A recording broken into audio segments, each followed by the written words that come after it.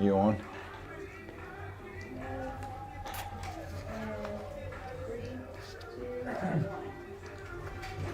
Good evening, Lions fans from Tiger Stadium in Corsicana, Texas for tonight's game against the Corsicana Tigers in Greenville's 1st District 8-5A Division II showdown. I'm Bob Muty along with Danny Hernandez and videographer Rebecca Hernandez for our first away broadcast on GEUS 34. Corsicana comes into tonight's game with a record of 2-3, having lost to Royce City 41-28 before beating Forney last week 20-10. Due to an issue with COVID-19, the 2-1 Lions haven't played since October 9th when they defeated Mount Pleasant at home. With all the coronavirus events across the district, the league has been divided into 2 zones to allow affected teams to prepare for the next game.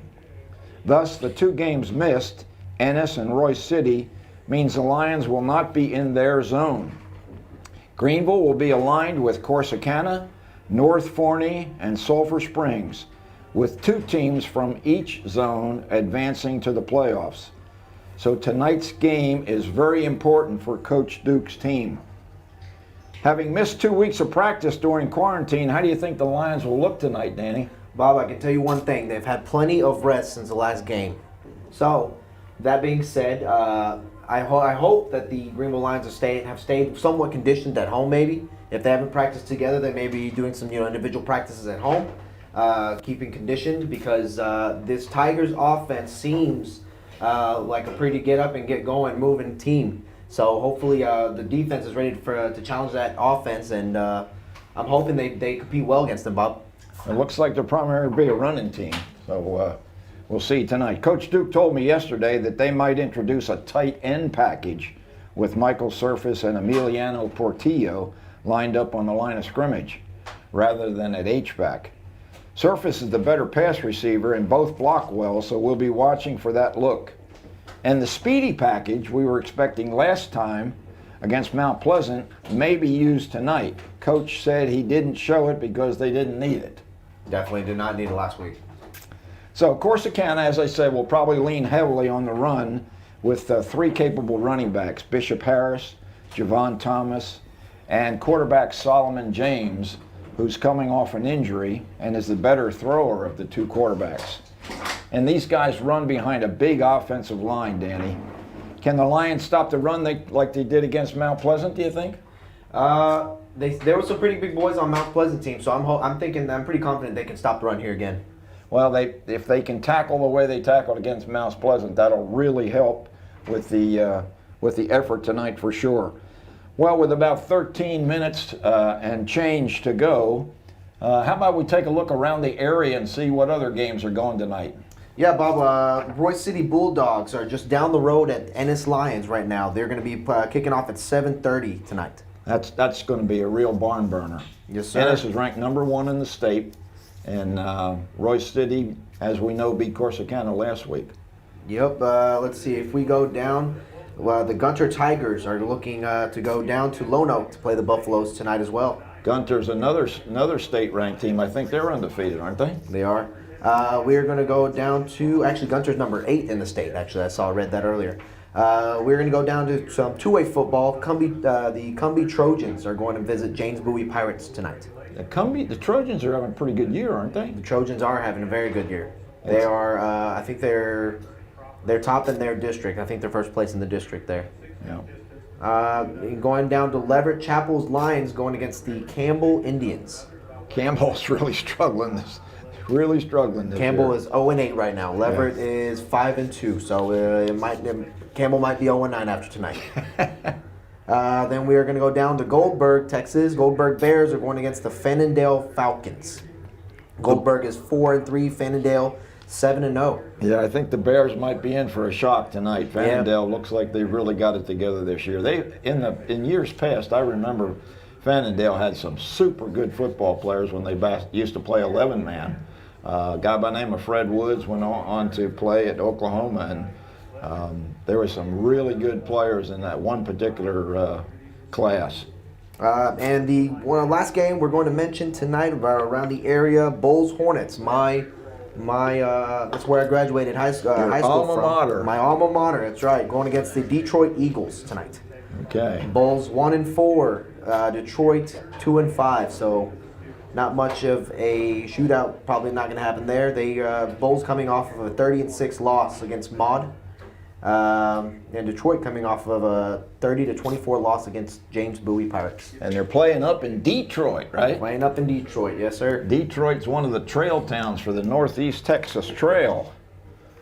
For those of you who don't know about the Northeast Texas Trail, it runs from Farmersville to New Boston. It'll be 130 miles when it gets complete. It'll be a great draw economically for Northeast Texas. How about we take a look at some starters tonight? Danny, do you got any information on this Corsicana group? Yeah, we got a few sizes of these guys. We got starting center Juan Andrade. He is 6 foot and 265 pounds, Bob.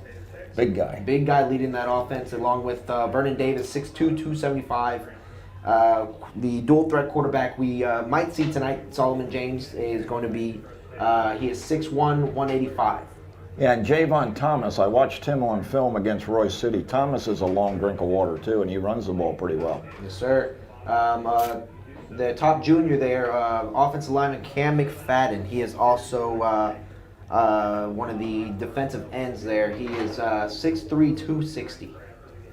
Again, Javon Thomas. Actually, has Javon Thomas as a defensive back, too. He plays defensive back along with quarterback. Yep. So then we got George Foster. I actually do not have his size on him, but we were looking at him down at the from over here in the booth, and he looks like a big dude. Foster, apparently, according to the radio guys from Corsicana, Foster had a couple of really good games in the early weeks before Solomon James got hurt. Once James went down and they went more to a running style, then Foster hasn't had much action. Yes, sir. Grant Harrison, he's a linebacker, number 35. He is 6'1" and 215. How about the fact that they start a freshman on defense? Yep. Freshman on defense, that is Mr. Where is Dante Thomas. Dante Thomas, freshman on defense. Wow. I wish I could have some stats on how well he's doing so far. But probably Dave Campbell never heard of Dante Thomas, but I think we're going to hear about him tonight. Definitely. He'll be wearing number 20 on his back, and there are 4 freshmen on their roster, but other than Thomas, probably the only other guy we're going to be mentioning is number 32, Samaj Hervey.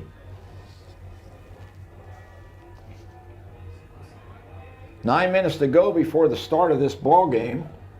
I'd like to talk a little bit about the JV last night. They put a pretty good whipping on Corsicana. I think the final was like 34-0.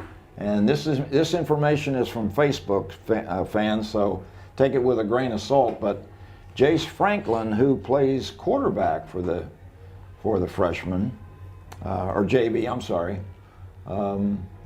Actually, no, he's a freshman quarterback, but he was on the JV as the kicker because they moved the JV kicker, Andrew Ibarra, up to tonight's varsity contest. Jace kicked 5 field goals. 5 field goals? Why didn't they just move him up here? I don't know. But I watched Jace's brother Peyton play soccer. He was in the same class with our grandson Carson Muty, and they had a really good soccer program for a couple of seasons right here in Greenville, made the playoffs in 2 consecutive years. But Jace apparently's got a pretty good leg, so who knows? As we know, Archer O'Neill, the primary kicker for the Lions, doesn't have a whole lot of range. So Ibarra has been brought up to possibly provide, for long distance kicks, and maybe if they decide to kick it deep on the kickoff. Okay. According to Coach Duke, he's a little bit inconsistent. And the Lady Lion volleyball team, let's talk a little bit about them, Danny. All right, Lady Lions beat 40. Yeah, they have a crucial match tonight. In fact, the match may be over. They're playing Highland Park in Dallas tonight, and they're hoping to avenge their only district loss. They're ranked 22nd in the state. The Lady Lions will rely on the steady sets of Sydney Walker and the strong kills of Brooke Hutchings, Kelsey McNair, and Jenna Wade to upset the state-ranked Lady Scots. We'll try to get you an update during our broadcast tonight. to see how the Lady Lions did.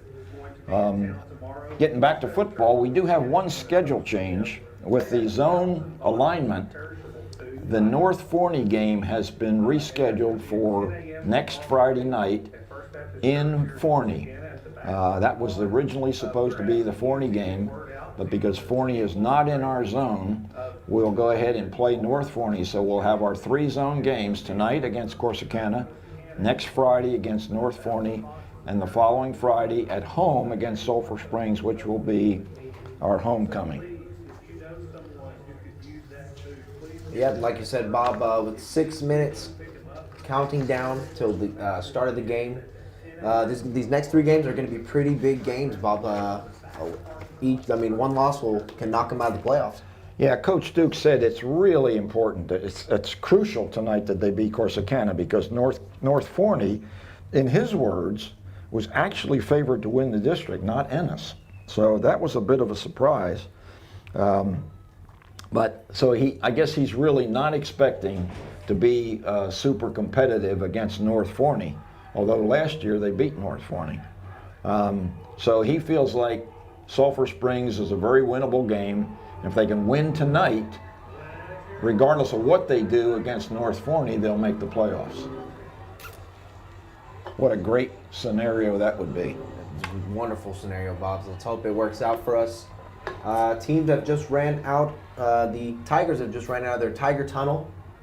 The Greenville Lions there taking a kneel on the left side of the stadium, as they do before every game. Corsicana band is in our the end zone to our left. I'm not sure. I'm directionally challenged tonight, Dan. I don't know what's north, what's south, what's east, and what's west. Yeah, me either. That's why I said on the left here. If the camera can tilt over here, you'll see on the left. That's why I have no clue. And I wish I could say they were facing the north direction, but I don't. I'm going to be honest. I'm going to be fully transparent, Bob. I don't know which way north or south is. And the flag is limp. It's probably about 60 degrees, so it's really a super night for football. The drill team chairs are socially distanced on the track in the left end zone where the big board is. We do have a video board on which we might be able to see replays tonight. Unfortunately, Rebecca probably won't be able to get the scoreboard with her camera. She's focused on the field, but we've got the RTC group from Corsicana approaching the middle of the field with the colors, and I imagine any moment we're going to be striking up the band with the national anthem.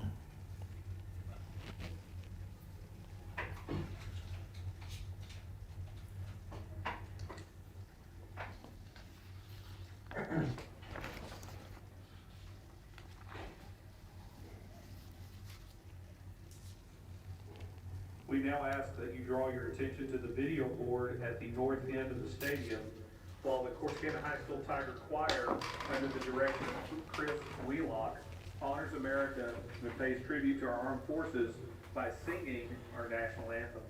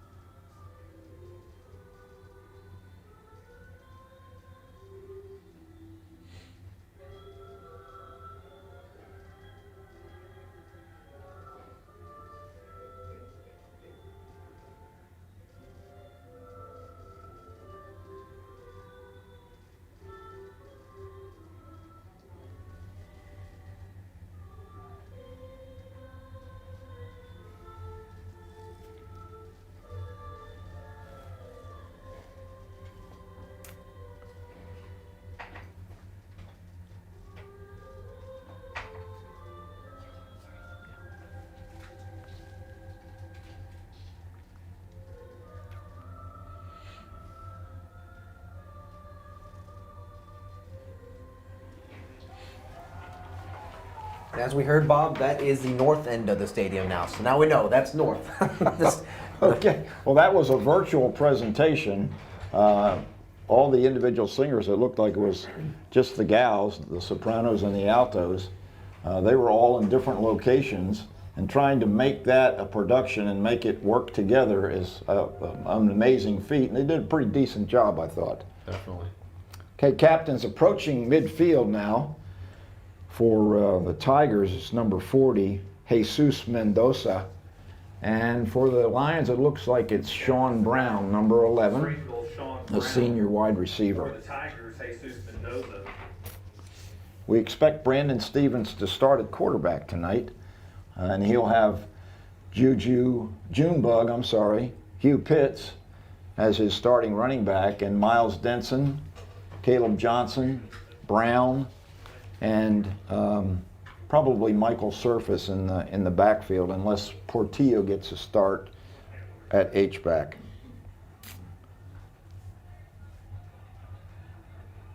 Did you figure out who got what there, Danny?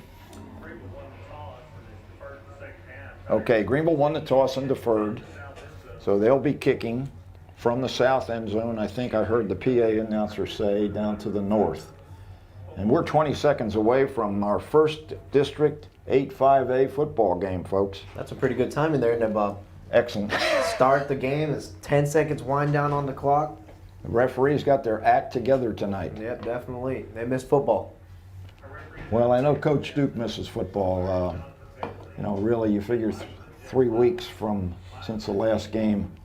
That's a long time to go without any contact. I think he's had the individual groups, offensive line, defensive line, linebackers, defensive backs, working virtually Okay. with their coaches. And that's really the best they could do up until this past Monday. I think he had originally scheduled a practice on Saturday when they were supposed to play Royce City. But the way he talked yesterday, they didn't really start until Monday. Still have some issues with sickness. So we'll see how everybody holds up physically tonight. O'Neill's lined up. He's kicking actually from the north. Gets it down. Ball comes down about to 25, bounces once. It's fumbled around, picked up, and brought down quickly at the 26-yard line. Good coverage by the Lions that time. Names on the return for the Tigers, Kenton Anderson. Kenton Anderson starting cornerback with the stop, shoestring tackle. So Corsicana will start at their own 27-yard line. And it looks like the quarterback to start is going to be number 9, Javon Thomas. Thomas is only a sophomore. A very young Corsicana team tonight. In the shotgun formation, Thomas takes, hands, and a big hole up the middle. And there goes Bishop Harris for a gain that's going to move the chains. What a way to start off the game there, Bob. Yeah, it's going to be pretty much a big game for the defensive line here to seal up those holes, not let that happen again. Yeah, he went right over Nathan Simons, the right guard. So 1st and 10 now at the 38-yard line. Thomas takes a snap once again, hands to Harris. This time not so much, maybe a gain of about 4.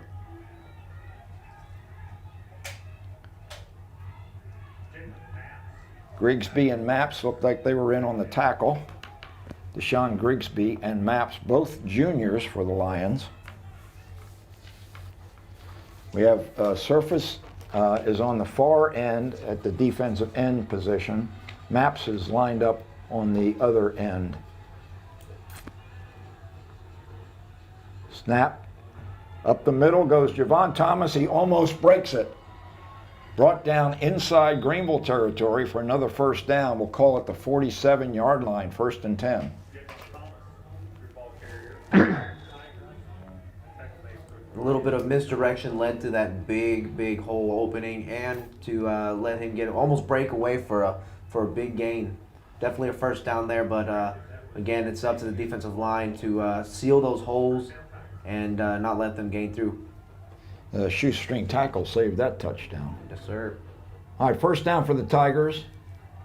Greenville 47-yard line.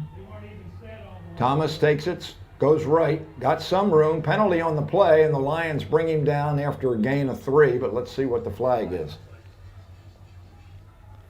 Went down early, Danny, so it might be a line of scrimmage foul. Looks like it's going against the Tigers. Holding on number 7 holding on Bishop Harris there. The running back. Yes. Wow. Well, He was out one there in in the the open. backfield. Yeah, He's out there in the open, so it's pretty obvious. All right, so that sets the Tigers back. Ball spotted now on their own 43-yard line. We'll call it 1st and 20. Javon Thomas, sophomore quarterback, takes a snap. 85 in motion. It's a high snap. He handles it, hands it off to Harris. Harris makes about a 5-yard pickup before the Lions linebackers, maybe Davion Wallace with the stop. So we're seeing a lot of plays so far. That was about 6 plays they've ran straight up the middle there, Bob. Averaging maybe about 4 yards each run there, save for the 2 big breaks. Better job that time by the defensive line. Looks like Jaden Champion is in playing defense. He's been hurt the last couple of games, so it's good to have him back. 2nd and 15. Thomas takes a snap, hands to Harris. This time Harris is pretty well bottled up, maybe a gain of 2. Davion Wallace, Jackson Cathy from his cornerback spot. Some of the other guys in there on the defensive line, Belton, John Carlos Belton's in there. At safety is number 23, Garrett Phillips, who had a really good game against Mount Pleasant. So we'll call it 3rd and 13 for the Tigers, just about at midfield. Javon Thomas takes the snap. He hands that time once again to Harris, and Harris is still churning after a pickup of about 6 yards. Going to bring up a 4th down and maybe 5 to go. Dan, what do you think Coach Wasson's going to do here? First drive, I would expect them to go for it, and I would expect for them to go up the middle, seeing as that's all they've been doing this offensive drive here. Let's see, maybe they might throw out to the side or might do a little option out. Well, they're set up at the Greenville 43-yard line. It is a 4th and 6.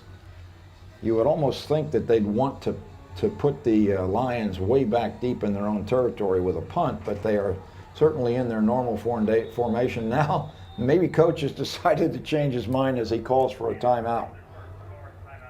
6 yards is quite a bit to get. I mean, they've been doing fairly well with the runs, but the last couple of times the Lions have stopped them on gains less than 6 yards. And if the Lions get the stop here, they're in pretty good field position. They'd probably get the ball right around the 40 to start off their first offensive drive. And I mean, I would have wanted them to keep going with that play if I was the Greenville Lions defense there, Bob.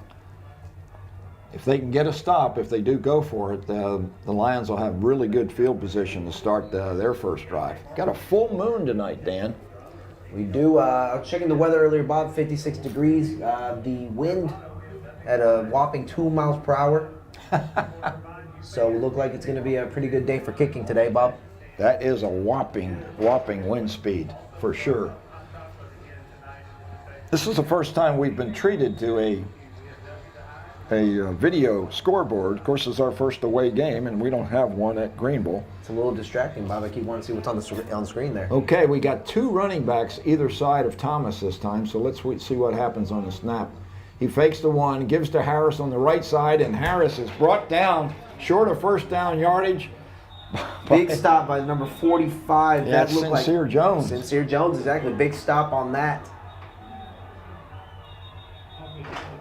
Got a little altercation down there, and the coaches from Greenville ran on to grab their guys and get them off the field before a penalty might be called. I don't see any laundry on the field, and the Lions are coming out with their offense. So a big stop defensively for Greenville, and they're going to have really good field position to start their first drive. Looks like they're getting the ball straight on the, looks like the 37-yard line to start off their first offensive drive there, Bob. Starting center is Sam Martin.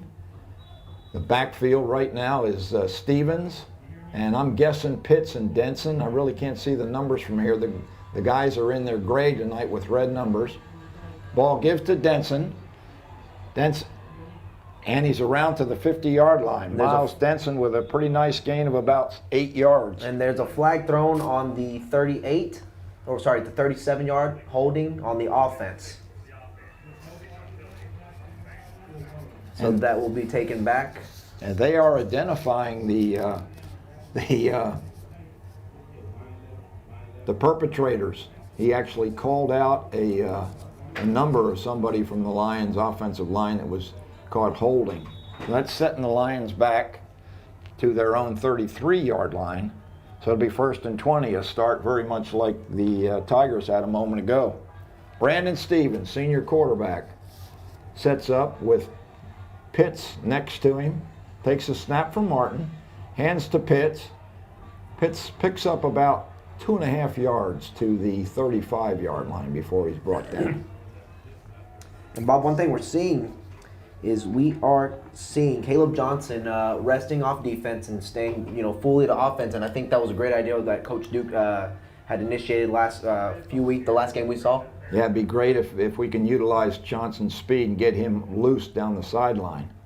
Oh, ball gets away from Stevens and he falls on it. He might have been able to pick that thing up, but he decided to fall on it, and he's back at the 22-yard line, so that really sets the Lions back after starting with really good field position at their 43. Now they've got 3rd down, and they're at their own 22. Yeah, Bob, the falling on the ball is a smart play there. I'd rather fall on the ball than try to pick it up and make a play and have that ball juggle out of my hands or get tackled and it roll into the end zone for a safety there. Okay, so Stevens probably going to try to air one out here, so let's see if Johnson or Brown can get loose for a big gainer. Fakes to Pitts, has good protection, rolling left now, has a man wide open down the left sideline. He could go all the way down to the 10, 5, touchdown Greenville. And Bob, the speed of that might have been Miles. It's a little too far. I wish I'd brought my binoculars, Bob, but we can listen to the PA man, see what he says. PA guy. Well, I'll tell you what, nice job by Stevens, and the receiver was just wide open. Nice job by this Greenville Lions offense, giving Stevens the time to look for that wide open receiver there.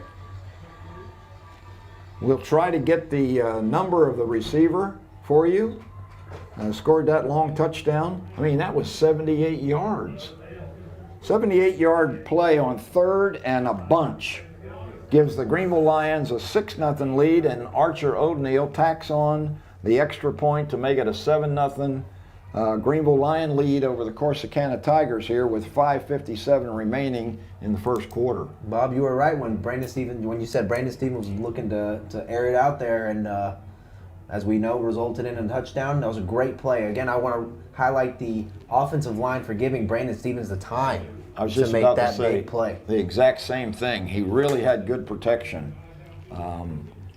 He dropped straight back initially, and when he got a little pressure, he rolled to his left, threw back across his body to an absolutely wide open receiver.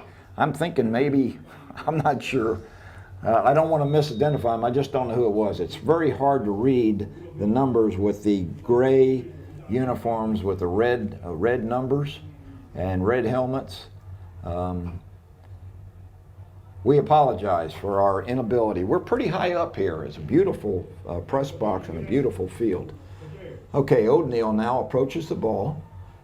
His kick goes a little bit deeper. Again, comes down about to 25. It's fumbled, and that guy is buried.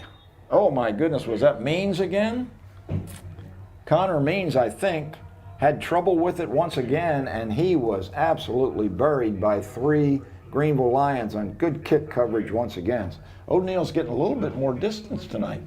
He is getting a little bit more distance, and yep, that was number 8 Connor Means, who did juggle the ball. The second time juggling the ball, he's got to keep those elbows in tight and create a basket for that ball to fall into.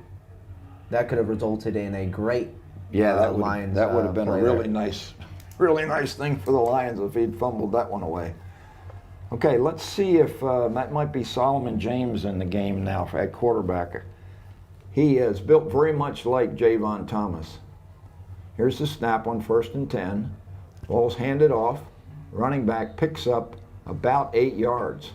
Looks like Javon Thomas is still in the game, Bob. And that was Bishop Harris on the carry. He's the workhorse. Looks like a pretty good-sized guy, and he has very good speed. Offensive line doing a nice job for the Tigers.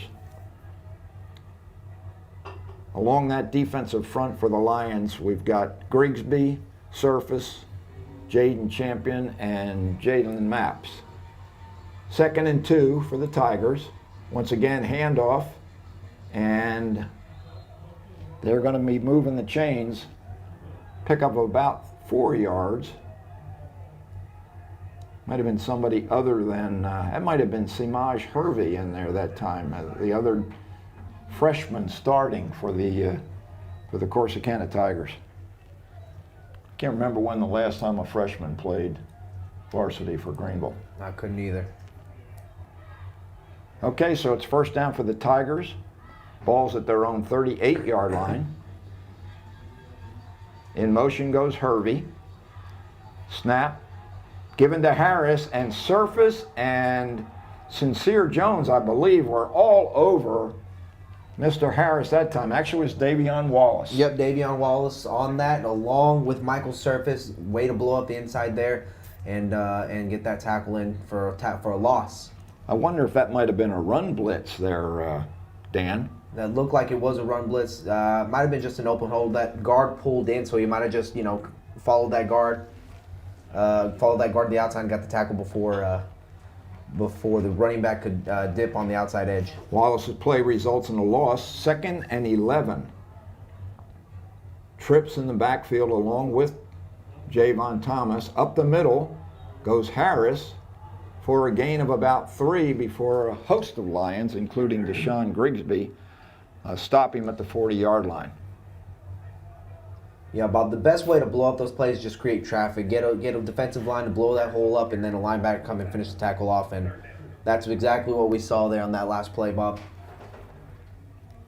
Corsicana's Tigers have yellow pants and dark blue jerseys with blue helmets. 3rd and 8. Thomas back to throw. He overshoots Hervey. Incomplete. And that will force a punting situation for Corsicana. We were told coming in that Thomas didn't throw the ball very well. James, on the other hand, Solomon James, does. And we watched him throw before the game, and he definitely is the better thrower of the two. In fact, Thomas wasn't even throwing the ball.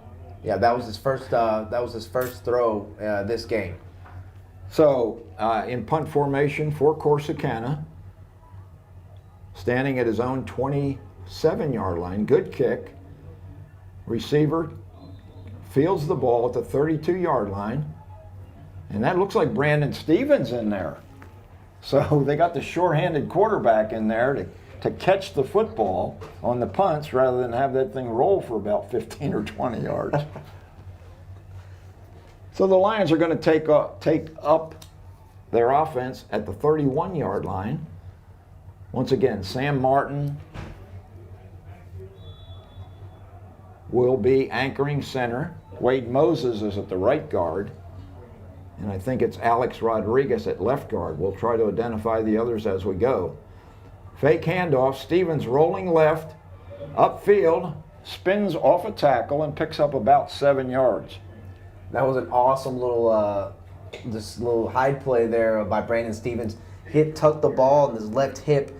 He faked the handoff and just hit his ball there on the left hip, and the linebacker 99 there rushing didn't even realize until he had ran out on the outside edge. Good deception by Stevens. 2nd and 3. In motion is Denson. He gets the handoff. He's got the corner. He's past the 40. He's loose at the 50. Makes a cut. cross field at the 40, got a row, blockers all in front. He may go all the way. He's down to the 20, 10, 5, touchdown, Miles Denson. Sean Brown with the clutch block on the outside edge, right on the 50-yard line, had sealed his guy on the outside and gave that hole for Miles Denson to run and cut up the field. 62-yard run by Miles Denson, courtesy of some great downfield blocking by our receivers that we've seen all year long, Dan. Caleb Johnson and Sean Brown on the blocks, on sealing the outside edge, getting Miles Denson the yards and getting Miles Denson the touchdowns. And a great cutback by Denson. He started coming right, cut back to his left, and went all the way for 62 clean yards. Never anybody touched him. And with O'Neill's successful extra point, the Greenville Lions have jumped out to an early 14-0 lead over the Tigers. Yeah, about 2.5 minutes left in this first quarter. And it's been a score on each drive. 2 drives these Greenville Lions have had, and they've scored on each drive with less than 7 plays. Well, admittedly, they had great field position, but in that first drive, after losing yards, they lost 21 yards in the first 2 plays with a penalty and then a couple of, the bad snap got away from Stevens. They rebound with a 78-yard touchdown pass. Now Miles Denson on a 3rd down play, I believe it was, might have been 2nd down, takes it 62 for the second score of the night for the Lions. Now we have Andrew Ibarra up from the JV, wears number 79, a big old boy. He's going to do the kicking now. He'll take over for O'Neill with the kickoff placements. He's supposed to have a stronger leg, Dan, so let's see what Ibarra can do on this kickoff. He approaches, and he does kick it high and deep. It's again fumbled inside the 10-yard line. Coming back at the 20, cuts back, nice run back by Corsicana, and they're brought down at the 27-yard line. Yep, and that was number 11. That's John Foster. George Foster. That's number 11. The big 6'1", 215-pound wide receiver. We were advised he's one of the players to watch. That's his first mention this game. Yeah, nice run back, and they end up with about the same field position they had on the first 2 kicks. So even though Ibarra got it quite a bit further downfield, the nice run back brings the Tigers out to their own 26-yard line, where they'll set up shop. And is that number 3, Solomon James, in there? Dan, can you tell? Nope, Solomon James is still on the sideline. Okay, handoff to Harris. Harris moves forward to about the 30-yard line. Sophomore quarterback Javon Thomas still in the at the controls. Bishop Harrison, nice-looking running back. He's a senior. Don't have his size, but I'm guessing maybe 6'1", 180, 190 pounds. Yeah, Bishop Harris is a nice size, and he's fighting for every single yard. I mean, he's been running up the middle this whole game, and getting some good yardage on each run. Salt Thomas in motion for Corsicana. Shotgun snap, fakes to Harris, gives on a sweep around the right side. That might have been Jaden James, and the Greenville Lions sniffed that one out pretty quick and stopped him for virtually no gain. Yeah, no, we've only seen 1 pass play this game. Most of the run plays have been up the middle, save for a few misdirections, try to run on the outside edge, and they've all basically have been, tackled for a loss or no gain. Okay, 3rd and 5 for the Tigers, 1:18 remaining in the first quarter. Ball at the 31-yard line, handed off to Harris. Harris moves forward, going to be very close to first down yardage. I think he might have, yep, they're moving chains, yep, he got the first down, Bob. Jackson Cathy in there from his safety spot. Check it, that was Phillips in on the hit. It is a conversion, so the Tigers will take over now. The ball placed at their own 37. 1st and 10. 50 seconds remain here in the first quarter. Lions lead 14-0 over Corsicana. A bit of a shocker. Thomas fakes to Bishop Harris and takes it himself And Surface and others, Sincere Jones, stop him for a gain of about 2 yards. Good defense by that left side of the Greenville defensive line. In fact, they're only going to give him a yard, Dan. Yep, not much off of that play there. And that was Javon Thomas. Looks like defensive back ran the ball there. We had a nice look at Javon on the video board. Good looking kid. So 7 seconds remaining, and the Tigers are going to let the clock just wind down. When the second quarter begins, it'll be Corsicana, 2nd and 9 from their own 39-yard line. And we'll take a 1-minute break to catch our breath, and we'll be right back with you.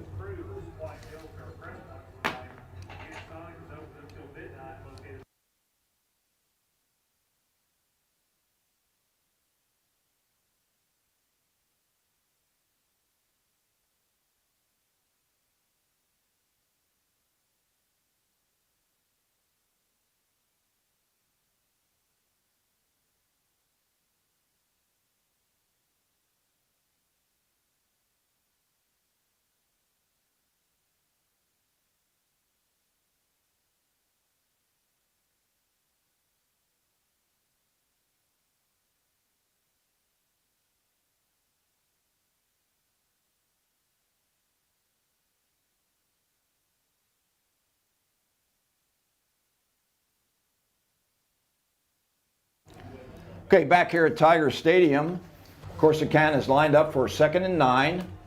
We switched positions now, switched ends of the field. Thomas fakes, rolls left, looking for somebody. Now he's going to keep it, and he's up and out of bounds beyond the chains for a first down. Nice run by Thomas. Sophomore, he definitely used his feet that time to pick up a first down. So the Lions unable to force on the 2nd and 9 into a 3rd down situation.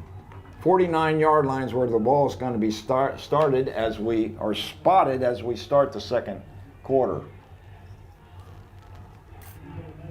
George Foster coming to the near side, split way out. Zadarian Johnson is matched up with Foster. Hand off to Hervey, up the middle, dragging Greenville defenders for about a 5-yard pickup. And just to update all the fans and everyone listening, we got confirmation from Coach Alexander here that Miles Denson did in fact score the first touchdown there, the 78-yard touchdown. Big one, yeah, big pass play, Stevens to Denson. So Miles Denson having just an absolute monster first quarter, running the ball and receiving. All right, Corsicana now with 2nd and 6, just inside Greenville territory.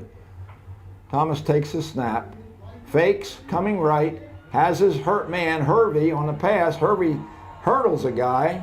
That freshman is doing a nice job down there, and he picks up a first down inside the Greenville 35-yard line.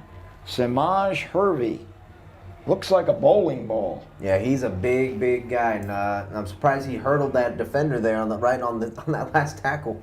Yeah, I'm guessing he's over 200 pounds. He's a big boy. All right, so the Tigers are moving the ball now. 1st and 10. Sophomore Thomas gives to senior Harris. Harris bounces off, gets a nice hole, and a beautiful tackle by Jackson Cathy at the 31-yard line. Stops Harris for a gain of 4. And a big shout out to this Lions defense, just with big tackles. I mean, we've seen the improvement, the tackling improvement these past few weeks. What we've seen, Bob, is drastic. I mean, the first couple of weeks where they were missing, form tackles, they're missing a bunch of tackles, and now they've been pretty solid these last couple of games. Yeah, the tackling emphasis has certainly worked. All right, 2nd and 7, hand off to Harris up the middle. Surface was there to drag him down along with... That looked like Jalen Matz there, number 54, waiting right there on the edge and just basically stopped it for no gain. Yeah, Maps is another junior. He's beginning to play some pretty good football. We've been saying his name a lot these past few games. Looks like we got big Jaden Champion in at the defensive tackle spot alongside Deshaun Grisby, and then Surface and Maps at the ends. Snap is high, rolling right. Oh, almost intercepted that time by Kenton Anderson there. Kenton Anderson. Boy, that was very close. He was intending the ball for Hervey again on a little short running back on the flat pattern. And Kenton Anderson almost had one right there. So this is going to bring up a 4th down and 6 yards to go. They are in Greenville territory at the 29-yard line, the Tigers. 9:18 remaining here in the first half. Greenville leads 14-0. They are going to go for it. See if the Lions can stiffen one more time. Receivers wide right on both sides, but there's no question they're going to run this football. Rolling right. And being stopped is Javon Thomas at the 27-yard line, and the Lions are going to turn the ball over on downs. Great game from this line defense, stopping the third or the fourth on the 4th down play, getting these stops and converting these into offensive drives. All right, Rebecca's doing a little extra work for us here in the booth. She gets some information from the guys next door. I don't know what it was, but we'll find out momentarily. We've got the Greenville coaches just to our left. Got offensive coordinator Brett Alexander. He's the one who told us who got that first touchdown. Okay, the Lions set up now at their own 28. Hand off to Pitts. Pitts is juggling in the backfield, but breaks out for about a 3-yard gain.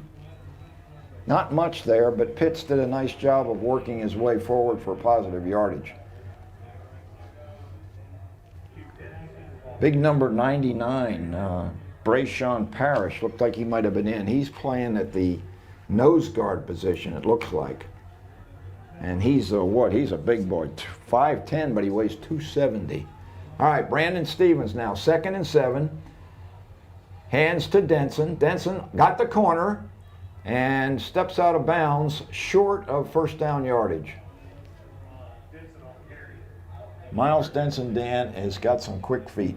He does, and I'm surprised he didn't step out right in front of right ahead of the 1st down marker. I thought he had a chance to do that as well, but I guess discretion was the better part of valor. Rather than take a hit, he decided to jump out of bounds with 2 yards remaining. So it's 3rd and 2. Ball at the 36-yard line for the Lions. Brandon Stevens, a senior quarterback, slaps his hands together, hands to Pitts, and Pitts is upfield for a 1st down. A really nice gain for the Junebug. Yeah, there's about an 11-yard run there by Pitts, and again, he works for every single yard that he runs. I've been watching him for years, and he was slowed with knee injury last year and missed the entire JV season. So it's good to see him back. 1st down for the Lions at the 48-yard line. Brandon Stevens. Hands off to Pitts. Pitts again has some running room, breaks a tackle, and he's down to the 43-yard line of Corsicana. Ripping off some good yardage, that offensive line up front. Let's credit those tackles now. We've got Greg Just, the junior, is playing 1 tackle, and Daniel Jimenez, I believe, is our other tackle. So 2nd and 2, inside Corsicana territory. Stevens keeps it himself, goes forward, he's grabbed, but he's close to 1st down yardage. Looks like he might have gotten that 1st down. Yep, they're moving the chains, Bob. Yep, 1st down, Brandon Stevens. I'll tell you what, the Lions just look like you said, they've been rested. Well, they're really looking pretty darn sharp. They look refreshed. Miles Denson might need another couple weeks after those big 2 plays there. Caleb Johnson is split out to the near side. Sean Brown to the far side. Denson in the slot. H-back is Portillo. Fakes the handoff. Stevens has got the right side. Bounces off a tackle, backs away, still trying to get away. Actually went backwards. He was at the 35-yard line and got bounced back to about the 39. Yeah, it looks like he ran into Sean Brown, I think. Either Sean or Miles Denson out there on the block ran into the back of them and he bounced off a tackle and tried to make a play out of it, but tackled. He looks like that was about 4-yard gain. Yeah, we'll give him 3. He had 5 or he had 6, but he bounced back to 3. So 2nd and 7. 6:15 remaining here in the first half. Stevens looking left, has Pitts, and Pitts is buried at the 39-yard line. Just not very much going on. Good coverage by the secondary of Corsicana. Yeah, great coverage there. There's two Tiger defensive players there. So if Pitts would have got something out of that, that would have been a heck of a play.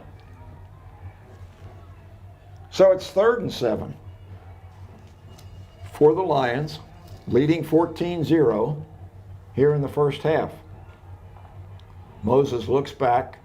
Stevens drops back, rolls right. He's got the corner, looking downfield. Now he's going to run it, and he's going to be short of the first down as he's tripped up at the far side at about the 35-yard line. That's going to be about 4 yards short of first down yardage. Yeah, Brandon Stevens running on the outside, pointed out towards the north side of the field there, towards the end zone. I think he was looking for Miles Denson, who was running straight down, I guess pointing, get open or something. You know, I'm coming your way. Was the coverage pretty good by? Coverage was pretty good. He might have been just calling for a block as he was going to run on the outside, trying to get the first down. Okay, it's 4th and a long 4. We'll call it 4th and 4. Ball is almost at the nose at the 35-yard line of Corsicana.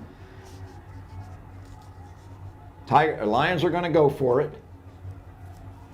Brandon Stevens takes a snap from Martin. There's an offsides on defense, and that'll give the Lions a first down, provided there wasn't any kind of a problem. The players from Corsicana stopped, and the Lions had a wide receiver running down the field wide open. Coach is saying that was a free play. To the left of us, we have all the coaches in the booth here. They're saying that was a free play, and then with the result being a touchdown. But the refs are going to spot the ball down 5 yards ahead. Well, Brandon Stevens and Jaquez Davis got a little practice in there. Davis just went down to the left sideline, or the near sideline. Stevens hit him in stride, but number 52, Joseph Lopez, was offsides, giving the Lions a first down. Pitts has a handoff, goes right, bounces off tacklers, still going, dragging people. If they didn't blow the whistle, he got an extra 3 yards after contact there, Dan. Yeah, the June bug works for every single yard. Such a powerful runner. And he's not that big, but he's Pitts is tall. Fast. Pitts is tall. He's about 6 feet tall, and I'm guessing he probably weighs about 175, 180 pounds, and he's going to get bigger. He's just a junior. He's very quick and obviously strong after watching that run. So 2nd and 4 for the Lions. Stevens follows Pitts around the right side, and he's going to step out of bounds beyond the chains for a first down. Stevens, again, one of the 400-meter relay team, along with Caleb Johnson and Miles Denson, and he showed his speed there, very quick around the right side. Nice block by Pitts to Springing. Yeah, I can't. Seeing Brandon Stevens play, I can't help but think of Arizona Cardinals starting quarterback Kyler Murray. Kyler Murray, yeah. Allen High School great. He put a number on the Cowboys, and he put a number on the Seahawks. Here's Stevens, hands to Pitts. Pitts over the right side, he's loose. 5, touchdown, Hugh Pitts. Wow, my goodness. 19-yard run by Hugh Pitts. Beautiful job by the guys up front. The right side, Sam Martin and the guards over there, guard and tackle on the right side, just did a really good job and opened a big hole for Pitts. Lions lead 20 to nothing over Corsicana. Phillips will now hold for Archer O'Neill on the placement attempt. Almost blocked, but it's up and it's good. 21-0. The Greenville Lions shocking the Corsicana Tigers early here at Tiger Stadium. Dan, I don't know what to say. This is just amazing. It's a very one-sided game. I mean, the Corsicana Tigers aren't doing much on offense. They're running the ball. Greenville Lions defense are getting the stop. I mean, they've done okay on the two pass plays they've had this game. Out to number 32, the freshman there on offense. I forget his name. Shamaz Herdy. Yes. Herbie. So I mean, it's very one-sided. If Corsicana can't get the ball in the air or can't shake up the running game anyway, I mean, it's going to be a one-sided game the whole series here. Well, let's give some credit to this Greenville coaching staff after being away from football for at least a game for 3 weeks and not being able to practice for 2 of those 3 weeks. They've got these guys fired up and playing some really good football on both sides of the ball. Yep, a lot of Zoom meetings. I presume a lot of Zoom meetings in these past few weeks. Looks like Archer O'Neill's going to tee it up at the 40-yard line. 4 minutes and 40 seconds remaining here in the first half. 21-0, the Lions lead. Kick is going to come down at the 25. It's fielded there, up to the 40s, broken away. That might be Javon Thomas. And Thomas takes the ball all the way down to the Greenville 37-yard line. A spark for the Tigers. Yep, and that is number 9, Javon Thomas, on the run. Good catch. I mean, he was a bunch of speed from the catch and saw a wide open hole, saw green and took it. Yeah, he caught it on the run and just ran north-south, and that worked out very well for the Tigers. So they'll set up shop at the Greenville 37-yard line. Let's see what kind of a spark that might give the Tigers. Lions defense has been doing an excellent job thus far tonight with the help of only 1 penalty. They've been able to do it pretty much on their own. In motion goes Saul Thomas. Javon Thomas takes the snap, tries the left side, and he's buried after a gain of maybe 2. The Lions are definitely winning the line of scrimmage, Dan. They definitely are. Being able to get these tackles. And that's Maps again over there, getting the hand slap from I believe, Grigsby. Got Sincere Jones, Jaden Champion, Grigsby. They might be in a 5-man front now. No, just 4. 2nd and 9. Pitch. Oh, they're going to throw deep. And Foster's down there, but he was covered nicely by Zadarian Johnson. that was number 12, Keontae Thomas. I thought something like that was coming out because in this last drive, this last Greenville Lions drive, he was throwing on here on the sideline. So as soon as he came out, I thought maybe there'd be something going on with that. And I was right, Bob. So a little trickery as they tried to get Foster deep, but Zadarian Johnson did a nice job in coverage. So it's 3rd, and we'll call it 9. Ball sitting at the 36-yard line of Greenville. Thomas keeps. He's got some room to run. He's brought down short of first down yardage. Davion Wallace in on the play, along with Jackson Cathy, I believe. Going to bring up a 4th down and short for the Tigers. Yeah, that was a good play by Jackson Cathy coming down from the safety position to get that. If he wouldn't have made that tackle, that might have been a touchdown. Javon Thomas showing some good legs for the Tigers. 4th down and a long 2. Scoreboard says 3. 3:06 remaining. Big play for the Lion defense. Thomas keeps. Surface slows him down. There's a penalty on the play. They stop him for a loss. Let's see what the penalty is. The coaches on the left of us are saying it's a face mask. Let's see what our head referee has to say. Okay, I guess Michael Surf has got a handful of face masks, and that's going to result in a conversion for the Tigers. The big step off, 15 yards, is going to bring the ball down inside the 15-yard line. We'll mark it at the 14. So unfortunate, actually spotted at the 15 now. Surface definitely slowed him down that time, but unfortunately grabbed some face masks. So big penalty keeps the Tiger drive alive. 2:54 remaining in the first half. 1st and 10 for Corsicana, the 15-yard line of Greenville. Javon Thomas hands to number 44, who's back in there for the first time, and a nice run by Jamarian McBride, another big running back. So Bishop Harris getting a break,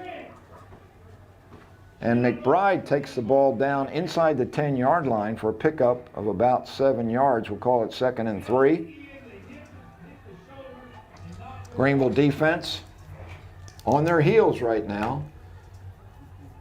Thomas takes a snap, once again fakes to McBride. He's going to score. Nice deception by Javon Thomas, and he keeps it himself on a run around the left side for Corsicana's first score of the night. Yeah, and an apology to everyone watching right now. There is a paper currently to the right of us there, Bob. If you look, there's a paper currently blocking the camera's view, but Javon Thomas just ran on the outside, to the left outside edge for the touchdown. Again, we apologize. Corsicana has a piece of paper there blocking your view. Wonder what that's all about. My guess would be blocking some kind of glare. Yeah. The placement by Corsicana is good. Foster's holding, and number 39, Kevin Cano, converts to make it 21-7 in favor of Greenville. So the penalty was huge by Surface on the face mask, and that cost the Lions another turnover on downs, and results in a touchdown by Javon Thomas. So the 9-yard run by Thomas makes it 21-7 Greenville. 2 minutes and 8 seconds remain, so plenty of time. The Lions have all 3 of their timeouts remaining, so shouldn't be an issue with clock management, provided they can keep moving the ball. And we get the ball coming back out of coming into the second half too. That's right. We will receive to start the second half, so that's another thing to keep in mind. Be nice if the Lions could put a few more points on the board after that unfortunate penalty resulting in a touchdown for Corsicana. So Cano sets the ball up at his own 40, kicking from the north end of the field toward the south. Denson's one of our deep receivers. I'm guessing maybe the other is Caleb Johnson. They're standing at their own 15-yard line. It's a pooch kick taken at the 29, coming across the field. Instead of running north-south, we're running east-west, and it looks like Sean Brown is brought down at the 31-yard line. I always like to see the receivers go north-south, Danny. Yeah, that's definitely, especially on kickoff, go north-south because, I mean, he probably ran from east to west. He probably ran 3 or 4 yards. He could have gotten running north and south. Exactly, and it gives the coverage team time to get down and get into position to make the tackle. Okay, so the Lions will set it up, like I said, at their own 31-yard line. Pooch kick by Cano, fielded by Sean Brown. All right, in motion goes Caleb Johnson. Stevens is looking deep, but he's under some pressure, so he's having to run it. He's at the 50-yard line inside. Now he's cutting back, and he's inside the 40-yard line of Corsicana. A nice gain by Brandon Stevens, once again using his feet for pick up big yardage. Definitely try to cut it back inside to get some extra yards, but it was a great play.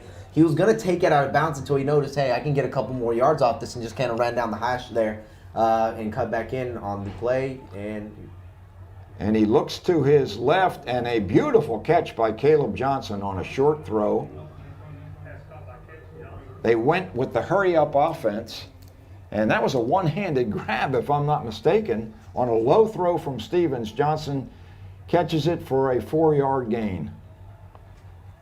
Call it 3, 2nd and 7. Hand off to Pitts. Pitts is stopped after a gain of maybe 2 yards. So the Tigers stiffen up there and are going to force a 3rd and long. Yeah, Pitts ran into a lot of traffic that game. Looks like he might be a little shaken up there. He is, and Odegus Johnson replaces Hugh Pitts. Looks like he's trying to put a little pressure off that right knee. And the Lions are letting the clock run. I'm a little bit surprised they haven't stopped the clock.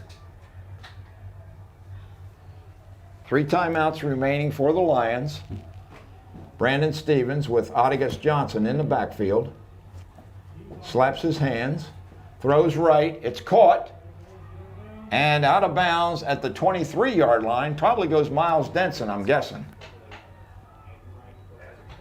Yes, it's Denson. Nice throw by Stevens and conversion. Another 1st down for the Lions. Statistically, the Lions are really piling up the yardage and the 1st downs. 2 really long plays in the 1st quarter resulting in touchdowns for Greenville. Brandon Stevens now, 1st and 10, rolling right, looking deep. He has a man, and the man is tripped. And there's a penalty flag. Looks like it's at about the 2-yard line as the receiver was tackled before, with, is that Sean Brown? That is there? Sean Brown. He got the route, beat the defender. Defender dove and I guess tripped him up there to not let him catch the pass. It would have been a touchdown if he wasn't tripped up. That was a great pass by Brandon Stevens and a great job by the Lions offensive line, giving Brandon Stevens enough time to make that throw. Okay, in high school football, it's not a spot foul, so that's a 15-yard penalty against the Tigers. Brings the ball down to the 8-yard line, where it'll be 1st and 10, 1st and goal for the Lions with 23 seconds remaining. Lots of time slipping off the clock here. And finally, someone calls timeout. Let's see. I think the clock operator left the clock running. So the official has asked it to be reset. Did he say 37? He said 37 seconds. 27. Oh, 27 seconds. Okay. So with 27 seconds remaining, the Lions set up shop. 1st and 10, 1st and goal at the 8-yard line. Odegus Johnson next to Brandon Stevens. Stevens takes a snap, looks deep, has a man, beautiful catch. Is that Jaquez Johnson? That looks Jaquez Davis? That looks like Josh Luna. Looks like a number 5 there. Beautiful throw, and the receiver went up high to get it. Jaquez Davis. He's the guy that caught the one earlier that didn't count because of an offside penalty against Corsicana. The clock operator's having a lot of trouble. Here's the kick. It wasn't beautiful, but it was good. That's all that matters. So Archer O'Neill, once again, with the conversion. That's 4 for him tonight. And right here at the end of the 1st half, the Greenville Lions score a touchdown to make it 28-7. So much as we had hoped, Dan, with 2 minutes and 8 seconds remaining when they got the kick off, the Lions take it down the field and punch it in, and there may be time remaining here. The clock is showing zeros, but I think the official on the field knows that there's probably a few seconds, and indeed 19 seconds have been replaced on the clock. So the Tigers will have an opportunity to do something in 19 seconds. Our videographer, Rebecca Hernandez, is having some issues, as Dan mentioned a while ago. The booth next door to us, for some reason, I don't know whether they're blocking glare or what, but they've got a large cardboard cutout placed on their window in front of their booth, and when Rebecca moves the camera, she can't get a view of the field. Yeah, When we can get that corrected. When the ball is on the south side, there, past play about from the 30 onward to the south side of the field, you guys can't see. So we will try to get that fixed here during the halftime. There's the kick. Once again, it's fumbled, this time by Foster, and he must have taken a knee or touched his knee to the ground. It was a good low kick that time by Archer, and it worked out very well. And Bob, with 18 seconds left on the clock before the half, we have a score update brought to us by one of the people watching on the stream. And I'm sorry, I forget your name. I forgot whose name it was there that I saw. But they give us an update. North Forney is up 35-7 just before the half against Over Sulphur Sulphur Springs. That's not a big surprise. Sulphur Springs has really struggled this year, and of course, North Forney, we know, was rated to at least finish as high as second in the district. Now it looks like the victory formation is what Coach Wasson has decided to do, although the quarterback is not under center. And there's a whistle and a stoppage of play. Referees are huddling. I got to give it to the head official tonight. The head referee's done a pretty good job of controlling the game. Looks like he knows what he's doing. They're going to respot the ball. They move it back a yard and a half to the 23.5-yard line. I don't think it's going to make a whole lot of difference, Dan. No, I don't think so either, Bob. Javon Thomas will probably take the snap and take a knee. That's exactly what he does. So the Tigers decide they're not going to be able to do anything with their run-oriented offense in 17 seconds and 75 yards to go. So they'll take it to the locker room, trailing the Greenville Lions 28-7. And we'll take a 2-minute break to catch our breath, get a drink, and we'll be right back with you to recap the first half. And in the meantime, enjoy the performance of the Corsicana Tiger Band and their drill team, I would guess the Tigerettes. We'll be right back in 2 minutes.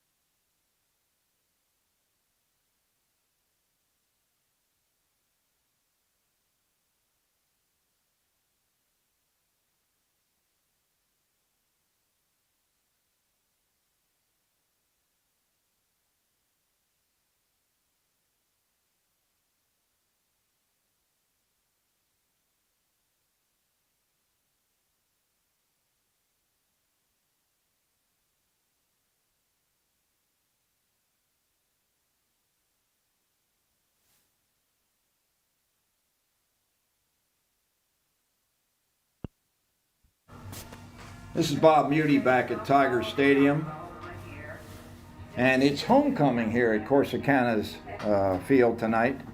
So you're seeing the festivities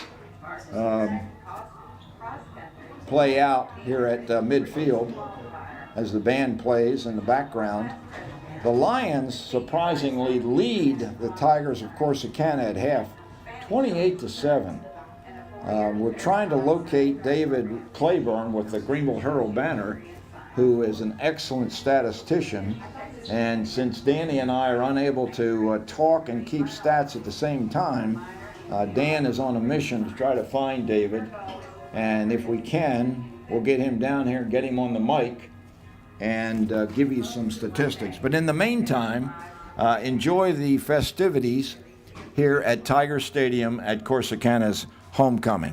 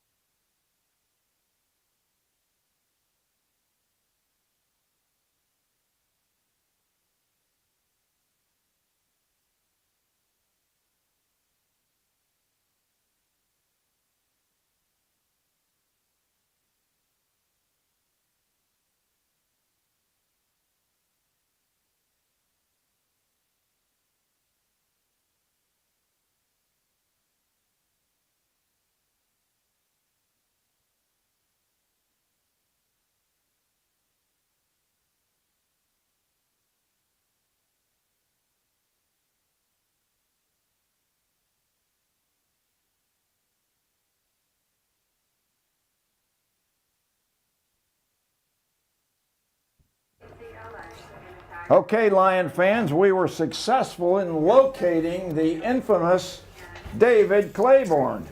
David, you may have some statistics for us tonight. What do you think? I do have some statistics, and it's all Lions. All good, right? And this is kind of a surprise, but we know Greenville's got the potential to do this every game, so Yeah. probably isn't that much of a surprise. What I have is an overwhelming edge, 255 to 106 in total yards. Greenville 149 rushing, Corsicana 93, passing is 96 to 13. Of course, Miles Denson, he's got 2 carries, 67 yards and 1 touchdown. Hugh Pitts has 44 yards on 7 carries and 1 touchdown. Brandon Stevens, 38 yards on 7 carries. And I got him 3 for 4 passing for 96 yards and 2 touchdowns. Wow. Pretty good game. Corsicana, leading rusher is at Bishop Harris. Bishop Harris, 14 carries, 59 yards. Quarterback has 30 yards on 6 carries.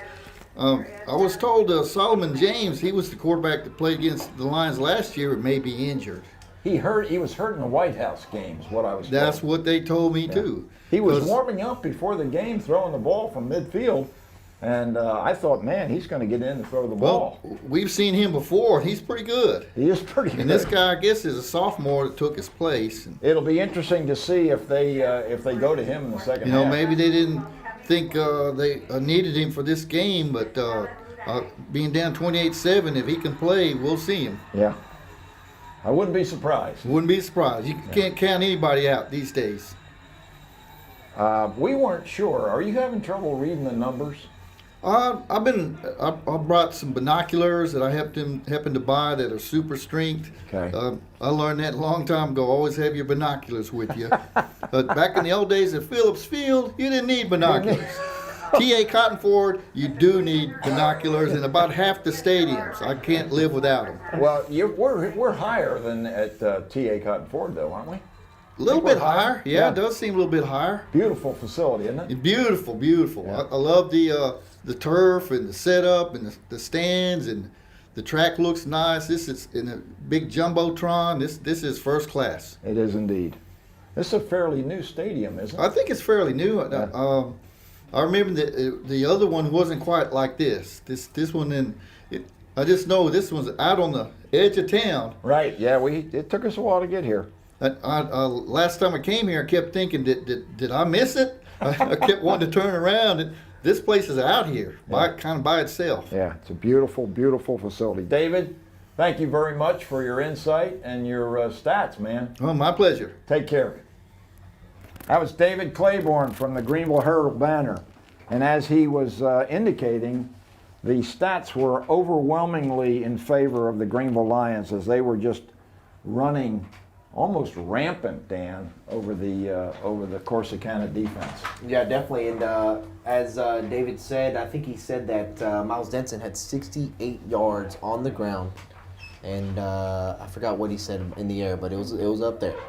Well, we know he had a big receiving touchdown of 78, and I think his run was 67 or 68 yards. So he had a monster first quarter, as I indicated earlier, and then with Pitts running the ball, and then a really nice pass for the 4th touchdown. It's only about 8 or 9 yards, but a beautiful throw by Brandon Stevens and a nice catch on a high throw by Jaquez Davis. And let's make sure we actually highlight and note that the offensive line for our Greenville Lions are playing superb today. I mean, they're giving Brandon Stevens all the time in the world to make these great passes.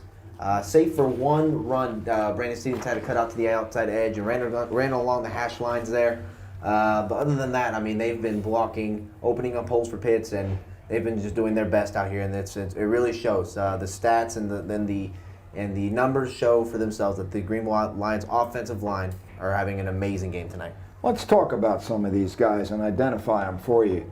We mentioned Sam Martin is the anchor. He's the center. He's a senior center, a 2-year letterman. And on either side of Sam is Daniel Bueno, another senior, and Alex Rodriguez. And we've seen Wade Moses in there tonight as well. And manning the tackles are Daniel Jimenez and junior Greg Just. And I'll tell you what, those guys are opening some holes against some pretty good-sized defenders. Definitely. And offensively, for Corsicana, we mentioned the size of some of those linemen, but Deshaun Grigsby, Jaden Champion, Sincere Jones, Jalen Maps, Michael Surface. Those guys are doing a heck of a job on that defensive line. I mean, both ends of the defensive line are doing superb tonight. I mean, the defensive line are allowing for little yards on these runs. I mean, the Corsicana Tigers are running the ball, smash mouth football. So I mean, it's they are just taking them on and just conquering really this battle. And so are the Greenville offensive line, really conquering and allowing Brandon Stevens to make great throws and Junebug to make great plays up the middle and in the running game. And let's hope that the Lions, when they get the ball to receive to start the second half, can exercise the same kind of success and possibly put more points on the board. And I wouldn't be at all surprised if we don't see Solomon James here in the second half for Corsicana. Mm-hmm. And that's gonna test, if we do see that, that's gonna test the Lions' defensive secondary. But as we've seen, Kenton Anderson very nearly had a pick. And that would have stopped the one drive that Corsicana had. And the only success that the Tigers had really was because of a face mask penalty on a play that was clearly stopped. I mean, we had 2 or 3 guys besides Michael Surface that were in position to make that tackle and force a turnover on downs. Unfortunately, Surface got his hands on the face mask of the running back. So again, the Lions lead 28-7. We've got a little over a minute left here at halftime. The homecoming festivities have ended. The Lions have appeared in the south end zone, and the Tigers are coming out of their locker room. They got a beautiful field house over there, and the accommodations here are just extremely nice for us and for everybody. Yeah, save for the paper on this to our right. Yeah, that guy. Other than that guy there to our right, everything else has been pretty great. I mean, the food was good. The view's good, and I mean, it's a beautiful facility, beautiful stadium. I mean, this is a cool booth that we're sitting in, Bob, way up here. So I mean, it's been a pretty great game altogether. It may be a little bit chilly outside, but we do not feel that. No, we don't. And it's somewhat of a disappointing crowd for the Lions. The Greenville fans, I'm going to guess, maybe 60 people. Yeah, maybe 60. That's kind of a disappointing turnout. You would have expected more fans, but again, Greenville hasn't really shown a propensity for winning, on a regular basis. We beat 2 teams, Mount Pleasant and Henderson. We thought Mount Pleasant was going to be better than they ended up being. And then we lost to Liberty in a game we expected to win. Mm-hmm. But maybe the fans just haven't been convinced yet. So those of you that are listening, you might want to take the trip next week over to Forney to watch the game between the Lions and North Forney, because maybe it's going to be a much better game than we expected. Certainly, again, we are surprised but pleased that the Lions have a 21-point lead here to begin the second half.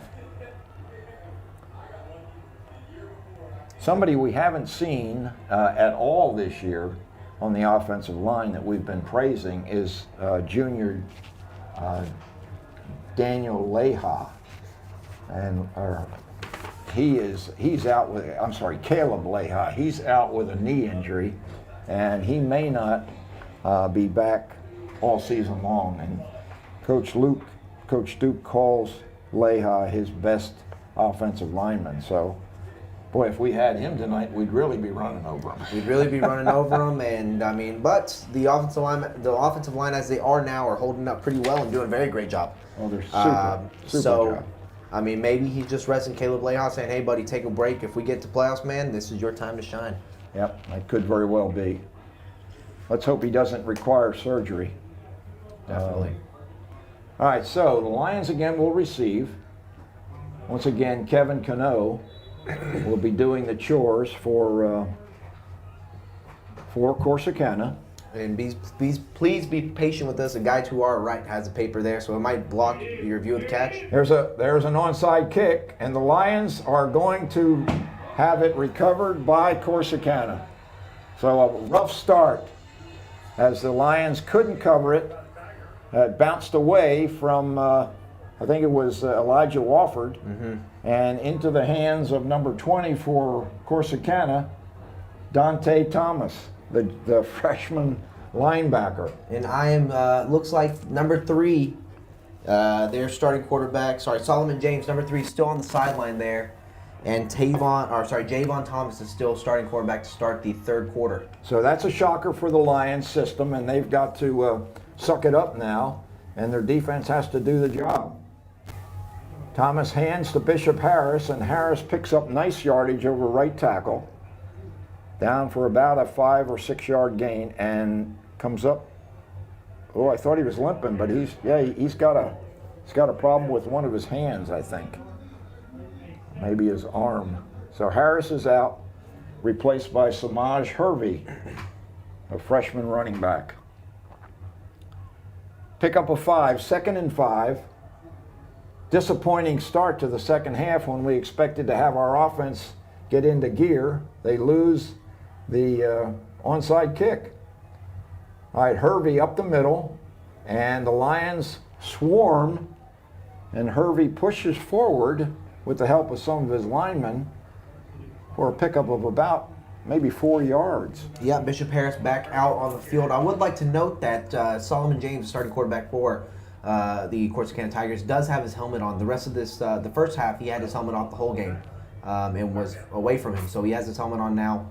That might not mean anything, but just would like to let you guys know we might be seeing him in this quarter or the next. Not throwing on the sideline, though, at this point. Not throwing at this point. Okay, 3rd and 1 for the Tigers. 41-yard line of Greenville. Javon Thomas fakes the handoff, goes up straight ahead, and will move the chains. A lot of momentum from this Tigers offense coming off of that their what is it, onside kick recovery the onside kick. Yeah, that was huge. The Lions had a chance to cover that, but you got to give the coverage team for Corsicana some credit. They were all over that one. All right, so 1st and 10 for the Tigers, 37-yard line of Greenville. Handoff once again to Harris. Harris is tripped up at the line of scrimmage. Jackson Cathy coming up from the defensive secondary to make a nice tackle. Tigers offense doing a little bit better blocking the Lions defensive line this time. I mean, we're seeing a little bit more yardage here, wider holes that the running back is running through, Bob. Well, they've got some momentum. Whenever you recover an onside kick, you're feeling good. Yeah, that puts some spark in your step. Yeah. All right, 2nd and 7. Thomas hands to Harris. No, he keeps it. And he's coming this way, and it looks like maybe Caleb Johnson in there, or is that, no, it's number 30 for the Lions. That's Jeremiah McCollum. Jeremiah McCallum, a really nice play defensively for the Lions. Pickup of only a yard. Thomas faked to Harris and tried to take it around the right side, and McCallum was all over him. So 3rd, we'll call it a long 6. Ball resting at the 33-yard line of Greenville with 9 minutes remaining in the 3rd quarter. Handoff to Harris. He's up the middle. He's got some yardage close to the sticks. We'll see if he was able to pick it up. Looks like it's 4th down and about, we'll say 4th and inches there. Maybe a yard. We'll call it 4th and a yard. Tigers obviously are going to go for it. A little problem getting the play in as Saul Thomas comes off the field. They look like they're still trying to decide what they want to do. They may have to take a timeout here. Play clock down to 10. Trips right, nobody to the left. Running backs on either side of Javon Thomas. Hands, and boy, a stuff job right there by the Greenville defense, and he may have stopped him from getting the first down. Looks like that was number 37, Davian Wallace. Up from his linebacker spot. What a play. The huge stop on 4th down, and with 1 yard to go to make that first down. Huge stop by Davian Wallace. So the Lions turn the tables after Corsicana recovers the onside kick and picks up 2 first downs. The Lions turn them over on downs and get the offense back on the field, and they'll be setting up shop at their own 28-yard line. Brandon Stevens, I'm not sure whether or not he's got Pitts in there with him or not, Danny. It might be Johnson. Fakes the handoff, looking deep. Oh, he had a man deep, and he kept the ball and took it for a gain of about 5 yards. And the June Bug is out there. He was out there next to Brandon Stevens, lined up as at the running back position. And Miles Denson ran right past the defensive secondary. Had Stevens elected, he could have just floated that down there for an easy touchdown. Caleb Johnson, Sean Brown, split to the left. Denson in the slot to the right. Pitts and Stevens in the backfield. Pitts gets the handoff, and he's carrying 3 or 4 blue-shirted defenders for an additional 2 or 3 yards, and he's close. That's in fact, first he's down. got the first down. Wow, what a run by June Bug. That was crazy, carrying 2 or 3 defenders, taking them with him. He said, oh, you want to tackle me? Let me take you for this first down real quick. He's really shown some power running tonight. That rest did him good. That rest did him great. 3 weeks of rest did him very well. I'll tell you what, you called that before the game. You know, you talked about how the rest might really help him. Sometimes I say good things, Bob. All right, 1st and 10 at the 38-yard line. Brandon Stevens keeps it, and he's going to be thrown for a loss. Depends upon where they mark the forward progress. That's probably been one of the least effective offensive plays for the Lions tonight is Stevens on the keepers. He gets very tentative when he's inside the tackles.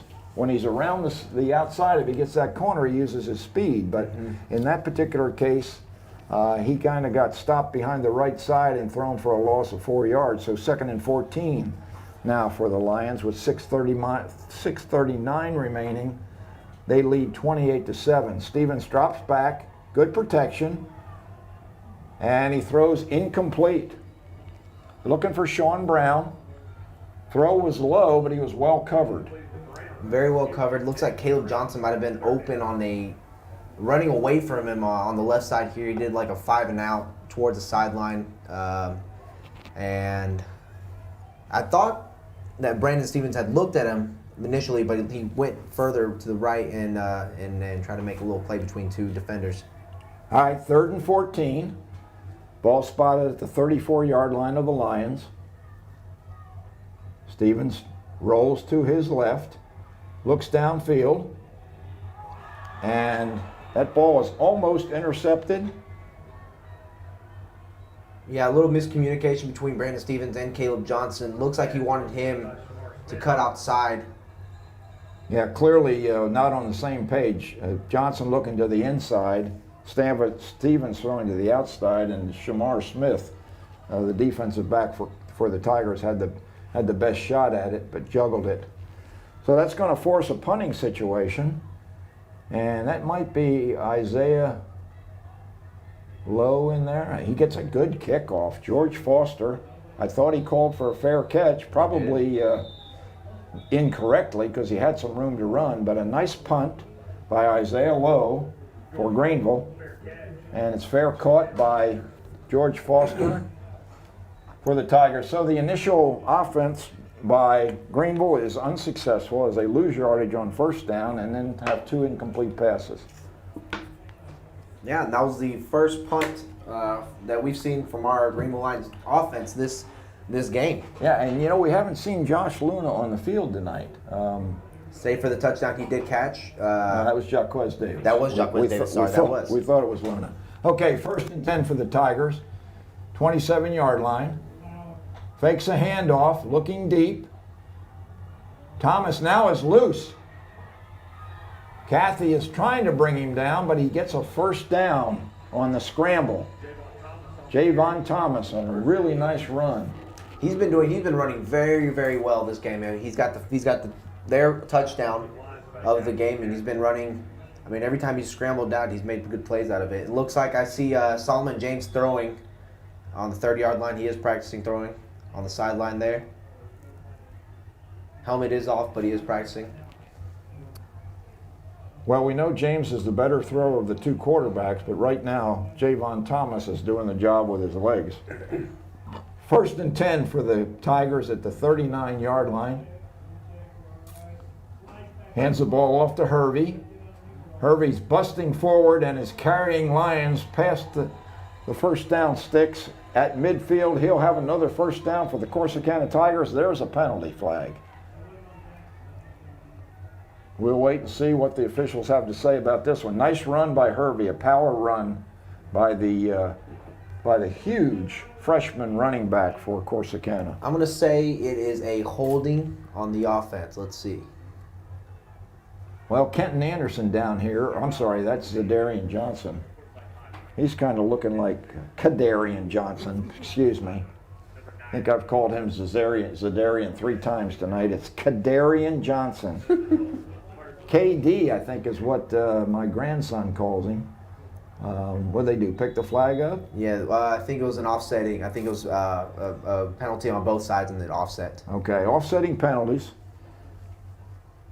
Repeating first down from midfield for Corsicana with 5:19 remaining in the 3rd quarter. Javon Thomas, signal caller, stopped on the handoff. Bishop Harris was met at the line of scrimmage by, I believe it was Jaden Champion, and with a little bit of help from his friends, the Lions keep it to a 1-yard gain. And number 12 is coming out. Last time we saw number 12 on the field, they did that little fake handoff for a pass down the sideline. We might expect to see that again. That's Keontae Thomas, who appears to be taking over at quarterback. So Solomon James, I guess, is just not able to go, Dan, and that's a shame for Corsicana, and it's a good thing for the Lions. Here's a throw by Thomas, throws it out of bounds, and looking for Foster down the sideline. Yeah, and Javon Thomas is coming back on the field to be quarterback. Yeah, so like I said, Keontae, every time we saw him, he threw a pass on the outside edge. So we can expect every time they want to throw the ball, they might bring out Keontae Thomas. Or, sorry, Keontae... Keontae Thomas, you're right. Keontae Thomas, okay. He's a wide receiver. He's only a sophomore, so he and Javon Thomas, I wonder if they're related. They're both Thomases. Maybe they're twins. We'll have to look at the board the next time. All right, 3rd and 9 for the Corsicana Tigers at midfield. Javon Thomas comes right, cuts back left, has some room, and he's loose. He's going to be down for another first down. Great scramble by Javon Thomas. He's really hurting the Lion defense. They had him bottled up, and he was able to get off and pick up another first down. And one of the Lions is getting up a little gimpy on the far sideline. Thomas picks up the first down for the Tigers. Looks like they got a cramp. And I can't tell. One of the Greenville defensive backs is down. We'll try to get a number here. But that's a Corsicana Tiger first down again with 4 minutes remaining here in the 3rd quarter. 28-7, the Lions lead. Thomas takes a snap, hands to Harris. Harris slips outside and is brought down by one of the Greenville backers. Nice tackle, down low. Harris for ball carrier. Might have been Jackson Cathy on the tackle, or That possibly looked like Garrett Phillips. It did look like Jackson Cathy. I just saw feet flying up initially after he made that tackle, so that was a pretty good tackle in a big crowd there. The defensive backs for Greenville are not real big, but they're pretty good tacklers. And they have to be tonight against a running team. They don't have to worry so much about the pass coverage. All right, 2nd and 8, in motion. And the handoff coming right and getting nowhere as the Lions do a great job on defense with Surface and Josh Luna in there now. So we talked about Luna, and he comes into the game and makes a good play. I wonder if he was replacing the gentleman that got hurt. Then if that's the case, that would have been Jacquez Davis on the being the hurt player there. Well, we hope it's not serious, whoever it was. Appeared to be dinged up by some kind of a leg injury. Yeah, it might have been a cramp. He's on the sideline. He's on his 2 feet, so nothing Okay, too he's up serious. and around. Okay, 3rd and 6 for the Tigers. Saul Thomas in motion. Javon Thomas fumbles the ball, picks it up. He's loose again, and he's got another first down. The guy is absolutely killing the Greenville Lions solely. He fumbled that ball on the snap, picked it up. He was going to hand it off to Hervey. Picked it up, and we look at the big board, and he broke tackles and gets into the secondary, where he's brought down after a huge gain. It's setting up a 1st and goal from the Greenville 9-yard line with 2:17 remaining in the 3rd quarter. Got to find a way to stop Javon Thomas. This time he hands off, and they push the pile down to about the 5-yard line. Yeah, a lot of their defensive line getting a lot of action tonight. It might be wearing them out a little bit. This constant running up the middle, you're not always used to a heavy run game like that. Usually, offense have an even amount of passing and running in their plays, but it's been overwhelmingly run game here with Corsicana Tigers, so they might be a little bit worn out here. Bishop Harris with a 4-yard gain there sets up a 2nd and 5 from the 5-yard line. Thomas hands off to Hervey, and Hervey is stuffed and then breaks out of the tackle, spun out of the tackle of Jaden Champion, and gets back to the line of scrimmage. Champion did a great job at the point of attack. So 3rd and goal from the 5-yard line. Champion's going to get a break. Jaden's packing some pounds. He's one of those guys that probably is not in playing shape because this is his first game pretty much of the season. He's been out a good long time. So I guess Sincere Jones is in there now for 3rd and goal from the 5. Let's see if the Lion defense can stiffen here. Hand off to Harris, and Harris busts into the end zone for a Corsicana touchdown. So the Tigers close the gap to 28-13 with the placement upcoming from Cano. Just like that, Bob, it is a 2-touchdown game. 50 seconds remaining here at the Corsicana Tigers Stadium in the 3rd quarter. George Foster will hold. Cano with the kick. Kick is up. And it's good. 28-14. Greenville leads Corsicana. Almost 3/4 into the game. We'll take a 30-second break and be right back.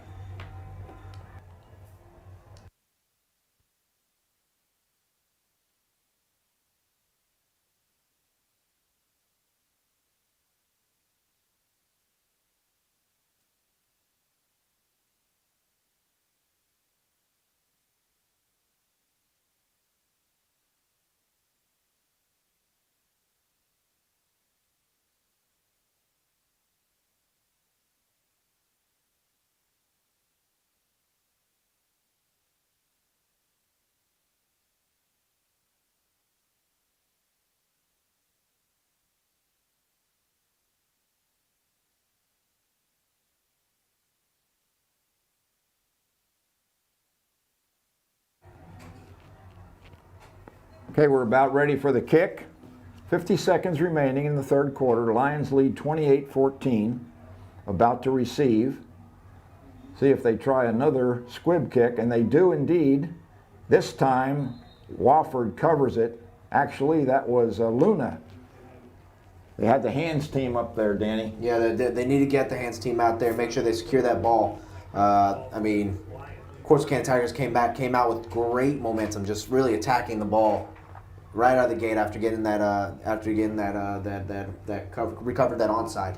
Yeah, the Corsicana offensive line, even though the Lions stopped them and couldn't do anything offensively, once they got it back, they went 73 yards on that touchdown drive and exclusively on the ground. All right, so now the Lions have good field position at the 49-yard line, their own 49. Portillo is in there at the H-back. Handoff is to Pitts, and Pitts is able to get only 2 yards. on the first down run. Brought down by Parrish and Jamarian McBride.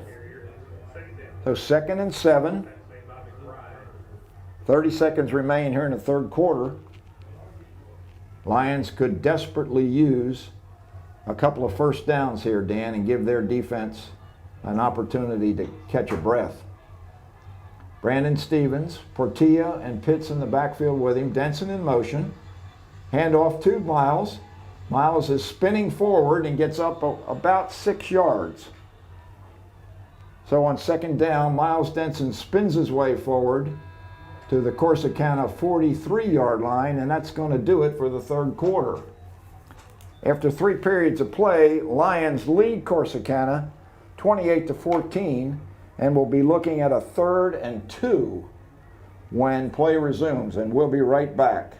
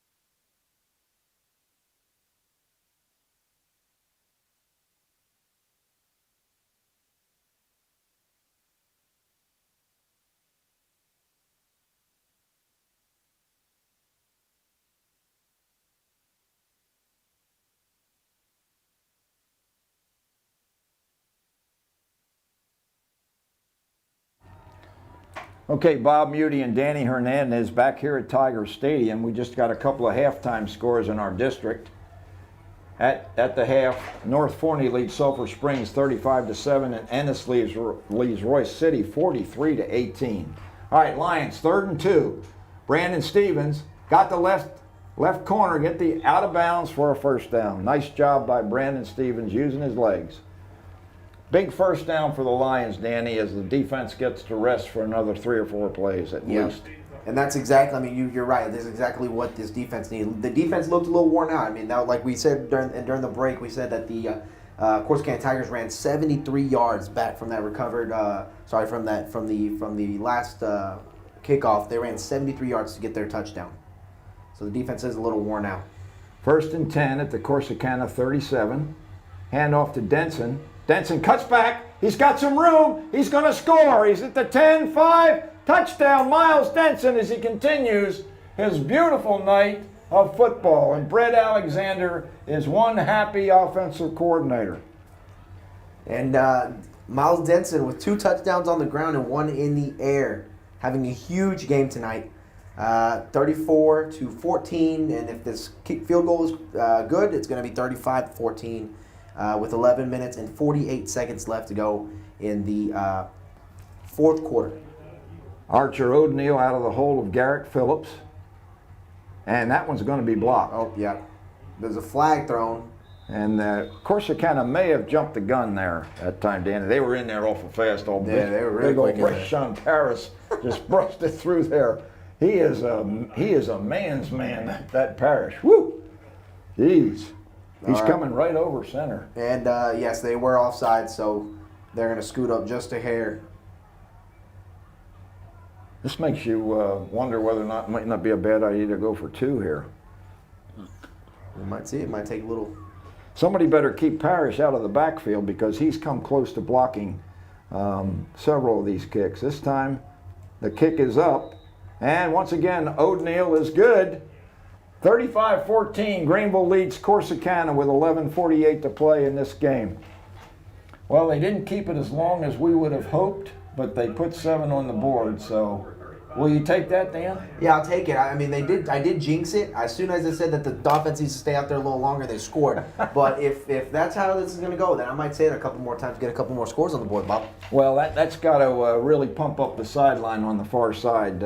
Coach Duke's troops definitely made a statement there. Again, Miles Denson, just an incredible run. He came to the right on really an off-tackle play and then cut it back. And, I mean, there was nobody there. All he had was green turf, and he got to the end zone in a hurry. And that's been the story so far from Miles Dennison tonight.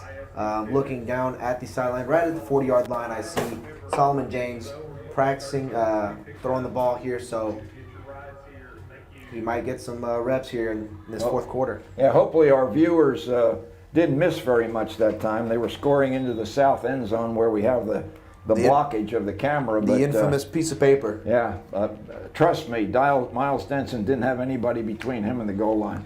Andrew Ibarra with the kick, high and deep, comes down to 15, taken by Foster. Foster is hemmed in and thrown down at the 15-yard line. Great coverage that time. Greenville kick coverage has been outstanding tonight. I'm sorry to our listeners here and to our viewers. David Claiborne was right. You do need binoculars, and that is a note I've taken. And next week I'll bring some binoculars. Good for you. I can't use them. That was really good kick coverage by the Greenville coverage team. They made contact at the 19-yard line, and that's where the ball is going to be spotted. They threw the receiver down, Foster, back to the 15, so it was a really good play. And now the Tigers will set up shop at their own 19. Low snap. Thomas has it, and he's once again doing damage with his legs.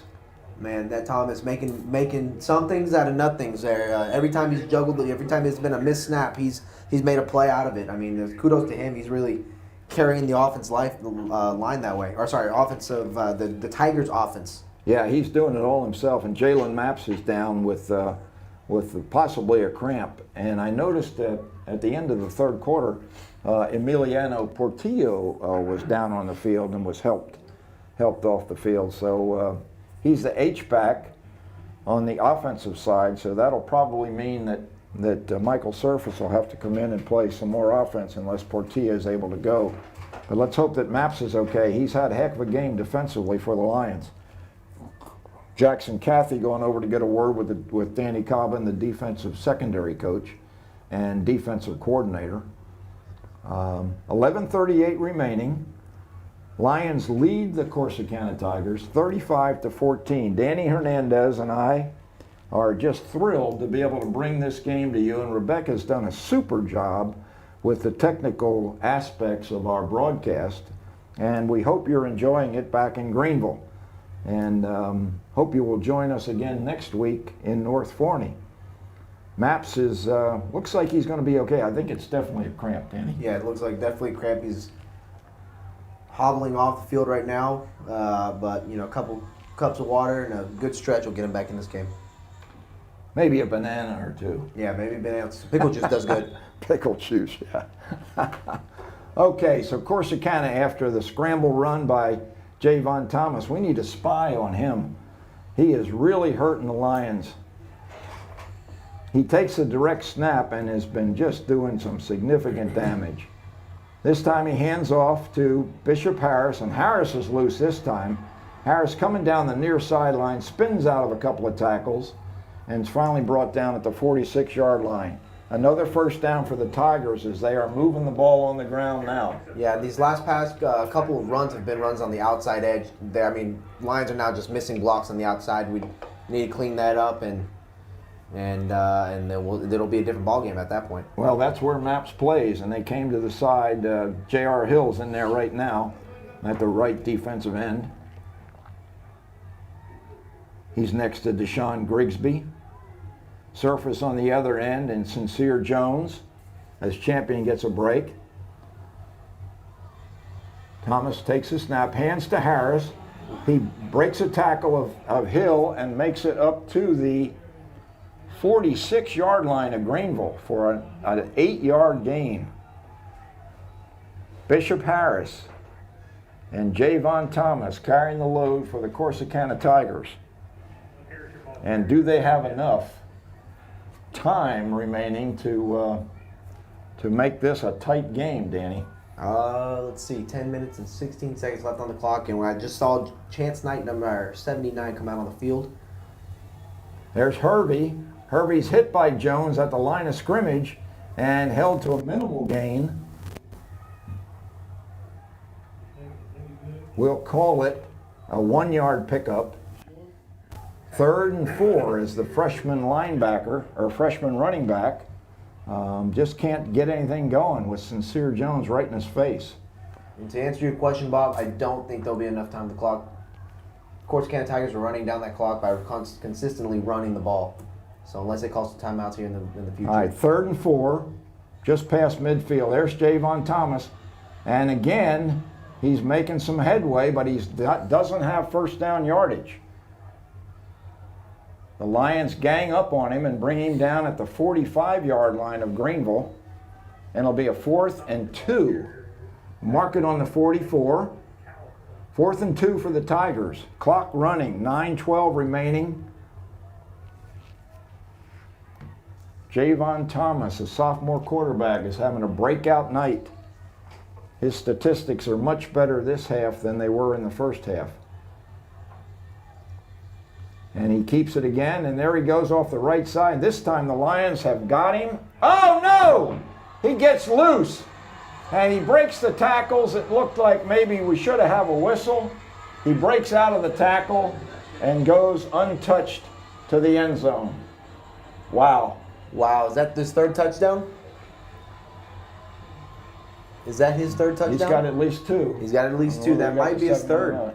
I think Harris got the other one. Wow. The Lions had him stopped at the line of scrimmage. I was ready to call it a turnover on downs. Got to play till that whistle blows. All of a sudden, he breaks out of the pack and struts into the end zone for a 40-yard run. Kick is up. It's low, but it's good by Cano, and now it's a 35-21 game with 8:45 remaining, and the Lion offense now has got to keep it going, put some more points on the board, and run off some of this clock. Give us about 30 seconds. We'll be right back after we catch our breath.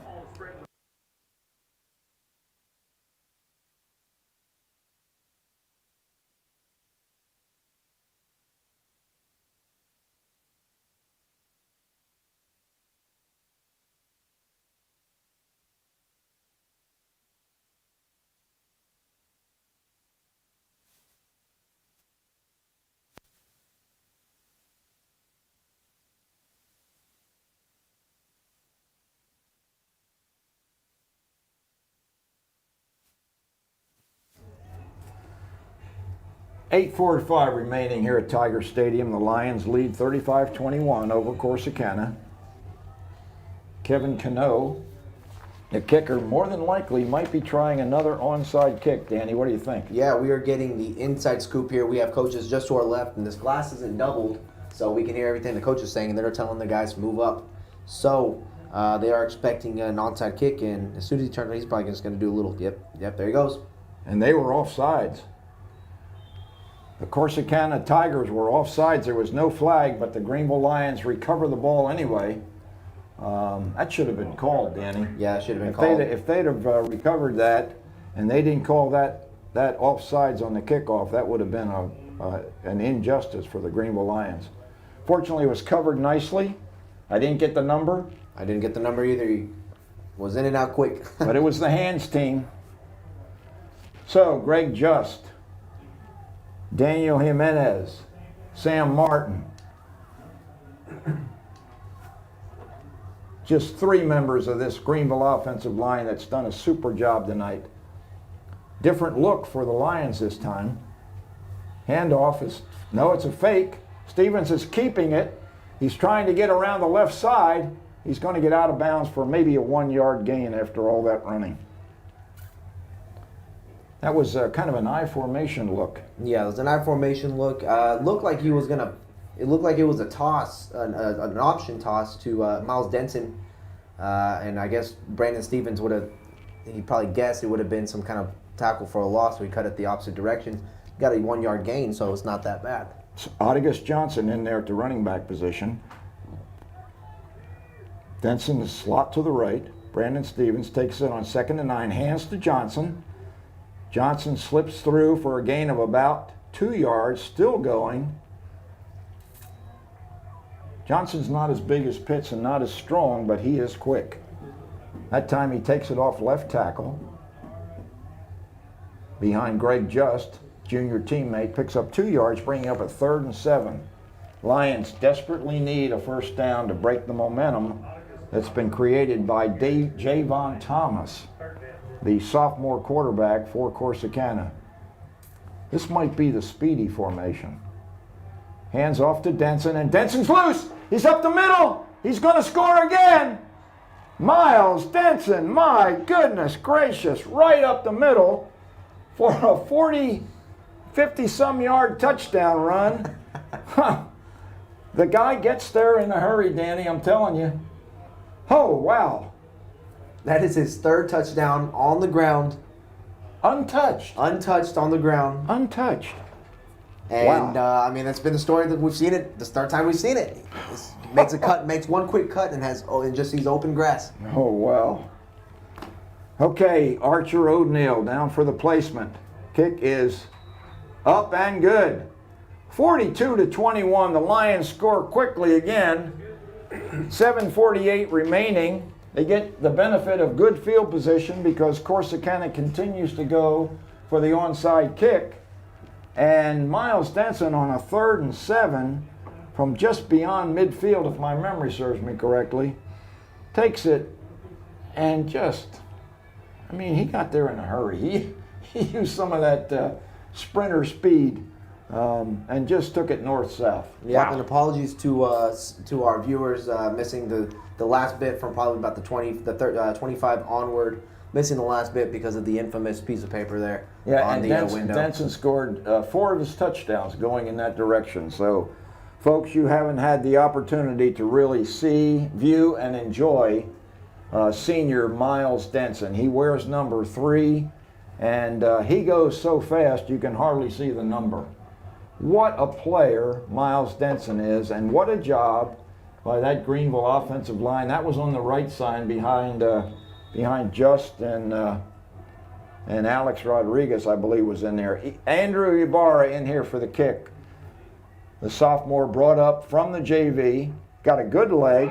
It's in the air, and it's taken fair catch and dropped at the 15-yard line. And that's Connor Means again. He's really having some problems. Yeah, Connor Means is having a tough game today on the special teams there. That is his 3rd drop receiving the ball, so he's got to get a little grip on that, man. Yeah, he's gonna not enjoy watching the film of this game. Yeah, he's gonna get an earful coming out of this game. And that sets the Tigers up in pretty difficult field position. They'll be starting at their own 13-yard line. So they've got 87 yards to cover with 7:48 remaining, and they're trailing by 21. As we know, Javon Thomas, as he showed us in that last drive, can score quickly. The sophomore quarterback's having a heck of a game, and right now you probably can't see him because of the infamous piece of cardboard. So we'll try to help, and there's a penalty, looks like maybe procedure against the Tigers.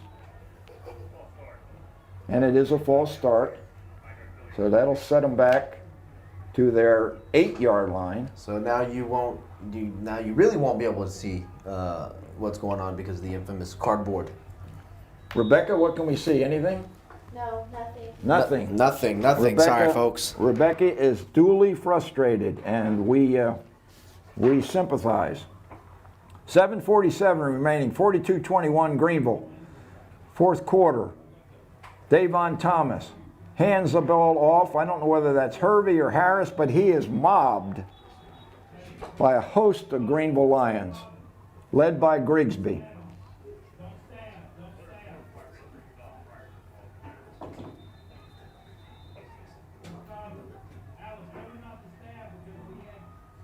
Is that Andrew Ibarra in there playing defense?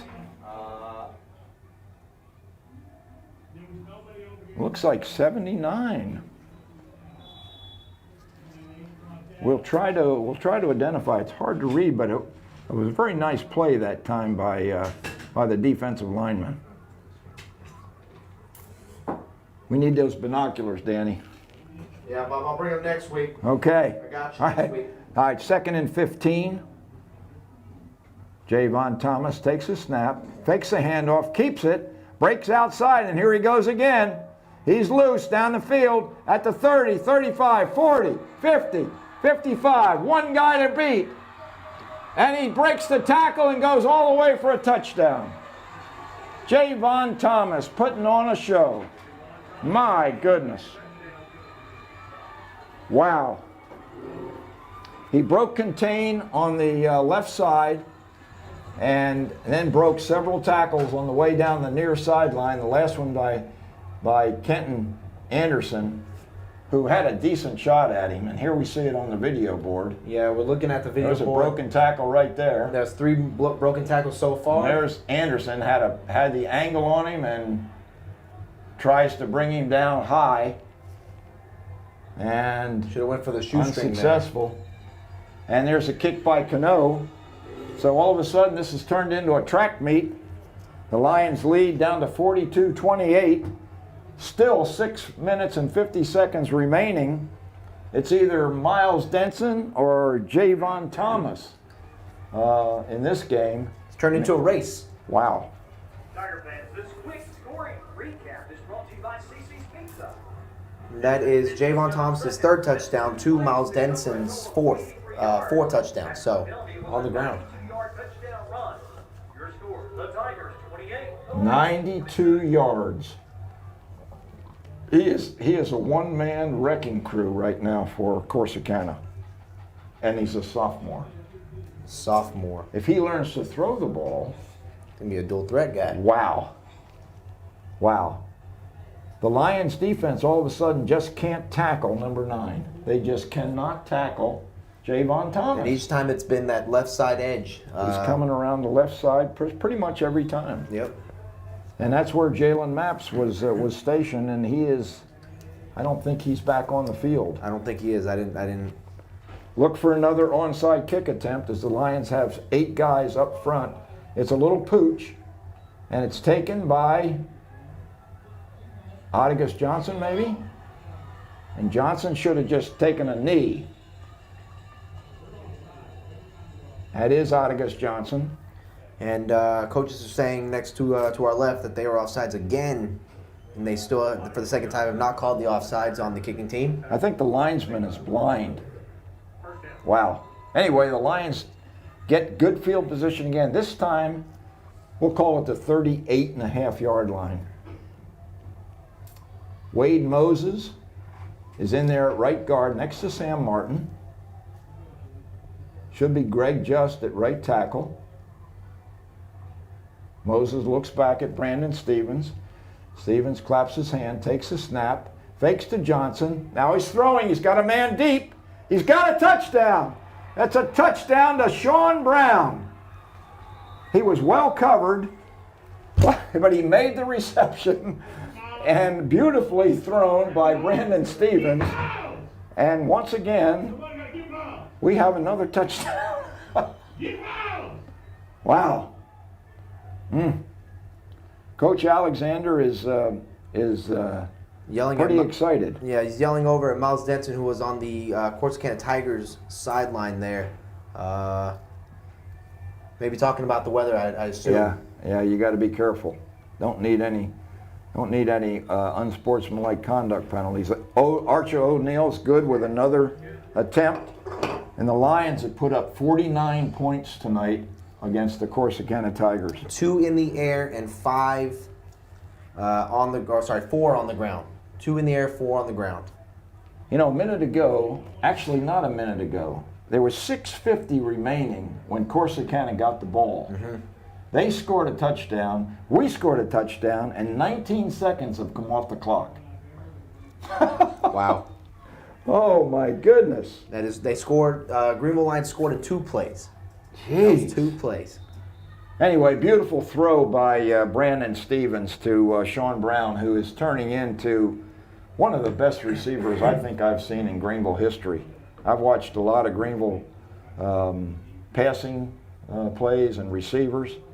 But Sean Brown, he caught that one under significant pressure. And if that would have been if he would have dropped it or would not made the catch, that would have been a definite pass interference. Defender was grabbing his shoulder, and he had to fight through that to make that catch. Strong reception by Sean Brown. That's his 4th, I believe, of the season. Leading receiver for the Greenville Lions. And here's Andrew Ibarra's kick. It's deep. Ball bounces and stops at the 1 yard line. Finally picked up. Lions could get really good field position here, but George Foster has got the corner. And he's out to the 20-yard line before he's brought down. Oh my goodness, Daniel Ortega finally runs down George Foster, who really redeemed himself. Good picture of George on the big screen. That ball, they let it go, hoping that it would run into the end zone. And it stopped at the 1. Foster picked it up, was running east-west, and he was able to get the corner and get out to the 22-yard line. Great effort by number 11.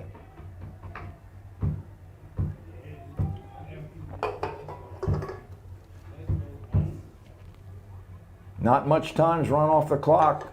Javon Thomas has Samaj Hervey in the backfield with him. Fakes to Hervey, and he's breaking tackles all over the field once again. Broke the tackle of Luna that time before he was brought down, I think, by Davion Wallace. Yeah, it seems that the Javon Thomas, really, I was going to say Tigers offense, but really Javon Thomas is wearing out our Greenville Lions defense. They've been missing a lot of good tackles, sure tackles, really. And let's credit the Tigers' offensive coaching staff. When you got something going, keep it going. And yeah. Thomas has been running all over the field. Now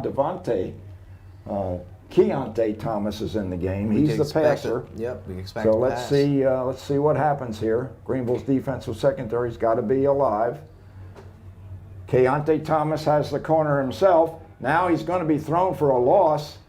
The Lions trying to bring him down. They have to gang tackle him. A pride of Lions, about 5 of them, finally get to Keontae Thomas, and it results in about an 8-yard loss back to the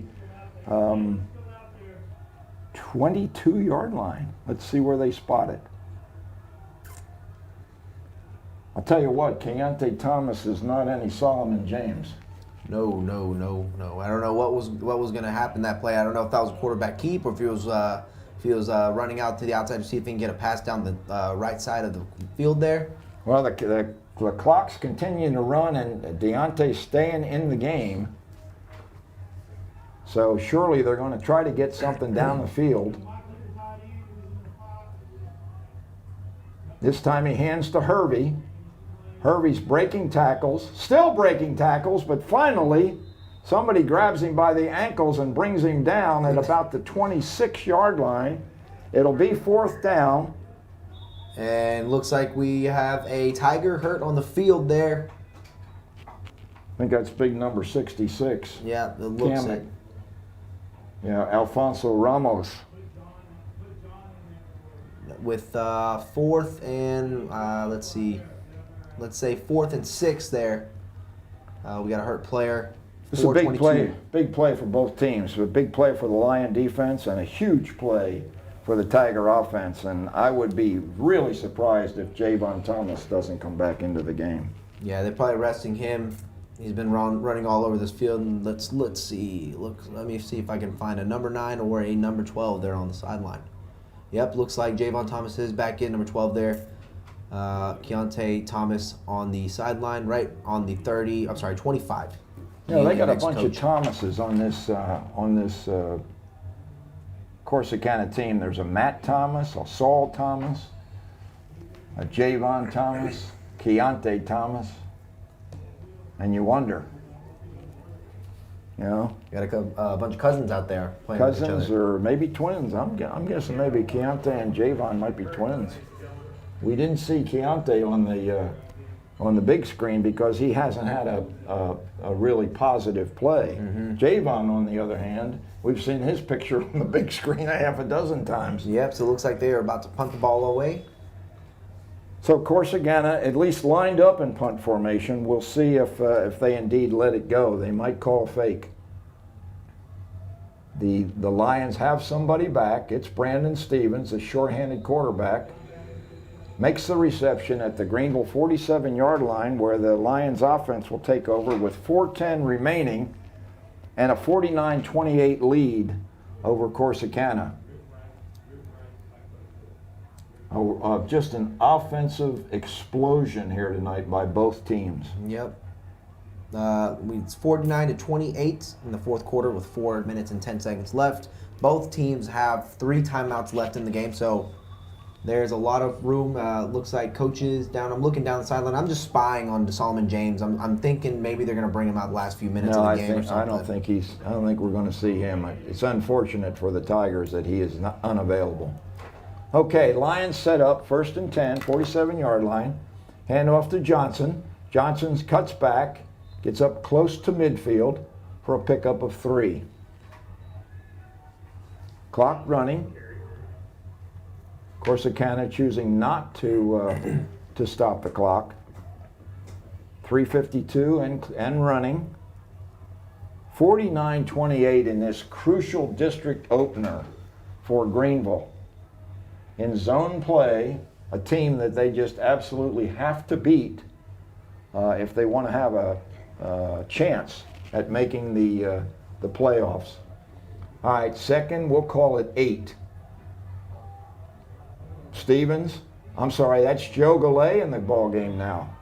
Joe Galley kind of fumbled the snap before he handed it to Johnson, and Johnson gets stopped for a 3-yard loss. So Joe Galley getting an opportunity to take a few snaps for Greenville, and it could be they have its second unit in there exclusively. Yep, clock's still running down now at almost 3 minutes left in the fourth quarter. And I guess Corsicana has decided that it's game over. That it's game over. That they're not going to be able to score 21 points in 3 minutes when they don't have the ball. Mm-hmm.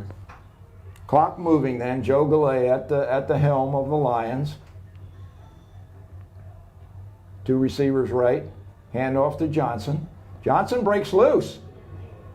He's still loose. He might get a first down, and he does get a first down. Otagus Johnson with a nice effort. And a little bit of altercation on the far sideline. Referee quick to the scene to control things. And that's a big conversion for the Lions' second unit. It's been a fun game watching both these teams run. It's just been a lot of missed tackles, a lot of breaking tackles, a lot of cut-ins. It's been a fun running game to watch. Yeah, Otagus Johnson definitely put some shifty moves on the Tiger defense that time. So they'll set up shop. First down at the Corsicana 37. Hand off to the swing man. And he's going to pick up about 3 yards. That's Tyson, I believe. Zy Tyson. Yeah. On the jet sweep. Stays inbound, so the clock continues to run. 2nd and 8.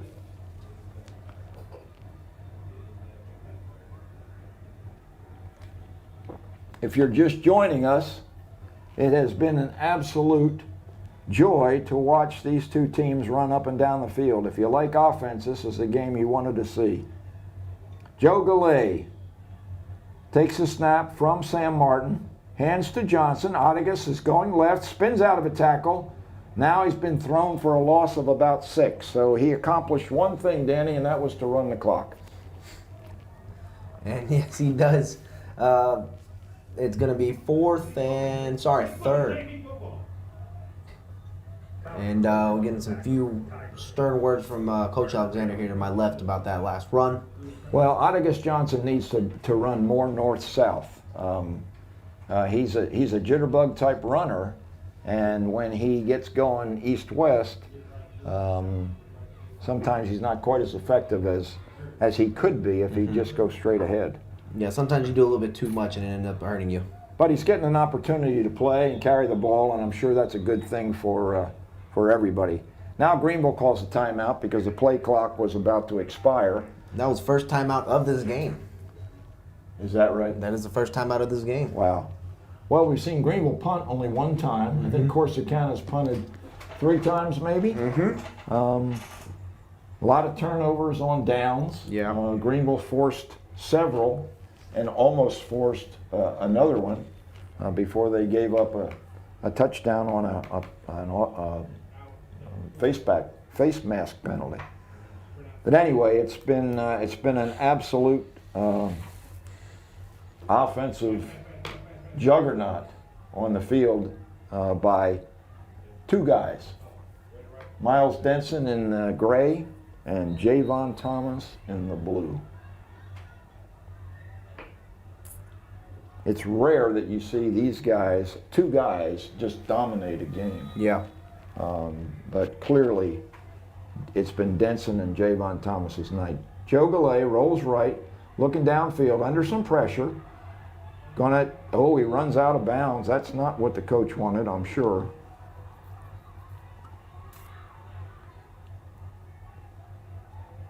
So that'll stop the clock with 54 seconds remaining. And that's a rookie mistake right there. Yeah, the best option there would have been just to slide there and keep the clock running. And now the punt team is going to come out. Yeah, Isaiah Lowe will be in punt formation.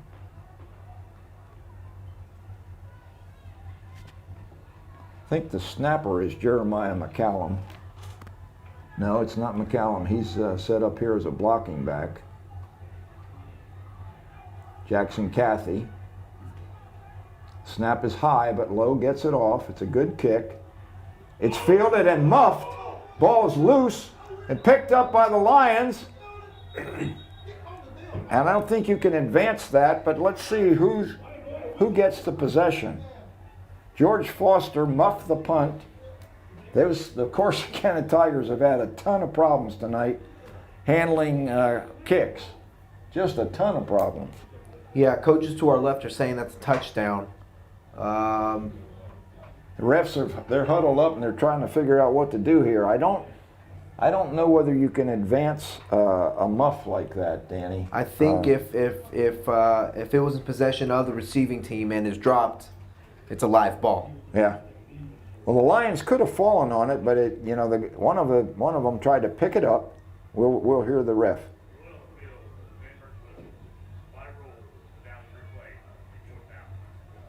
Wow, they're going to re-kick it.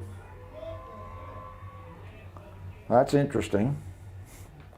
I didn't hear the first part of the explanation. Yeah, Did you? I could not hear. It's a little mumbly there. That's what my wife says I do. She says I mumble. Yeah, my family also says I mumble. They made it very clear for me to make sure I'm moving my mouth as I say words during these broadcasts. Well, you can bet Coach Duke is not very happy, and I don't think I would be either. Yeah, coaches to our left are not excited about that last call. I just don't understand the explanation. But fortunately for Greenville, with 44 seconds remaining, the only thing Isaiah Lowe has to do is make sure he gets this kickoff without getting it blocked. And if he does, then I think they can salt this one away. Once again, a high snap, but Lowe gets up and gets it. And nobody back for Corsicana. Ball bouncing at the 12 and is down by the Lions at that point. Might play Kadarian Johnson downfield to down the punt by Isaiah Lowe. Lowe's done a nice job tonight punting. Lowe has done a great job punting, and the Tigers have not been doing a great job receiving. Looks like they just said, you know what, we'll let the ball roll and take whatever they give us there instead of muffing that. Probably a good decision. They have really struggled trying to catch the kicks, both punts and kickoffs tonight. I've never seen anything like it. It's kind of crazy. Might be some different guys back there next week for Corsicana. For sure, might have a whole new special Okay, team. let's see if Javon Thomas is in the game. He is. He hands off to Hervey. Hervey going around the right side. Somebody's got him by the ankles. He breaks out, but they've already blown the whistle at the 10-yard line. So the play is dead. 25 seconds remaining. The clock's running. And this one's going to go down in favor of the Greenville Lions. Another victory on the away on the opponent's turf tonight, a beautiful facility here in Corsicana, and with 5 seconds remaining and the clock running, Greenville's Lions have put a hurt on the Corsicana Tigers, 49-28. And a very crucial game to win. Very important game to win, as you mentioned before. It's in our zone. They are in our zone, and these next few games are going to be very crucial to whether the Greenville Lions make the playoffs or not this season. There's a lot of happy campers on that far sideline, and a lot of happy coaches in the booth next to us. Yeah. Got the thumbs up from Brett Alexander, the offensive coordinator. He's just got to be thrilled with the performance of this Greenville offense tonight. More importantly, Miles Denson having a great game. 4 touchdowns on the ground, 1 in the air. Sean Brown, a touchdown in the air. Brandon Stevens making everything happen, as well as the Greenville Lions offensive line, giving Brandon Stevens the time to make the throws, and giving Miles and Junebug all these holes to run through and make these big plays on the ground as well. So a big shout out to those guys fighting there in the heat of battle there. You know, Coach Travis Smith, the offensive line coach, he's got to be particularly thrilled with the performance of the guys up front tonight too. And as these guys walk away from each other, it looks like there's a few words. There's some dancing. I see a couple guys looking at some guys from the other team talking, and Miles Denson there just sharing some few words, shaking hands with players on the opposite team. Everyone's probably saying, man, you had a heck of a game. It was a really interesting and enjoyable, entertaining game to watch from a beautiful perch up here high atop the press box. We're on the 4th floor. I think it's the top level. And, you know, now that the paper is down, are you still filming, Rebecca? Yes. All right, now we can see the whole field. Now we can see the whole field. Finally, How about the that, infamous folks? paper is gone. Sorry, Yeah. folks. The timer and the scorekeeper have left the building, and it's just the Hernandez family and me, Bob Muty. 49-28, Greenville beats Corsicana in the 1st District 8-5A Division II showdown. A huge victory for Coach Darren Duke and his team, as the Lions are now in a position to really control their own destiny. Yeah, and Greenville Lions now going off next week to face the North Forney. They're not the Jackrabbits, right? Forney is the Jackrabbits. Forney's a Jackrabbit. North Forney. Falcons. North Forney Falcons. Thank you, Becca. Thank you, Rebecca. They are going to go off to face the North Forney Falcons next week, and another huge district game for us. And so at the half, we saw that the Falcons, or the North Forney, was beating Sulphur Springs 35-7. I'll see if I can get an update real quick on that as well. But it's going to be a big challenge coming play those guys here in the next week. Well, I'll tell you what, if Greenville's offense can operate the way they operated tonight, I think they can play with anybody. I think so. Yeah, David Claiborne even said, these guys there, they have the ability to play. They have the ability to surprise us. They have the ability to keep up with really any team. Brandon Stevens, a dual threat quarterback, and can make plays on the ground as well in the air. Give him the time. Every time there's been an open receiver tonight, he's made a play out of it. He's had a superb game in the air and running, and of course this offensive line who gave us an outstanding performance. Giving these guys the time to make these plays. Yep. Well, as we prepare to exit this beautiful press box, we hope that you'll be able to join us again next week from Forney, as the Falcons of North Forney will be the opponent.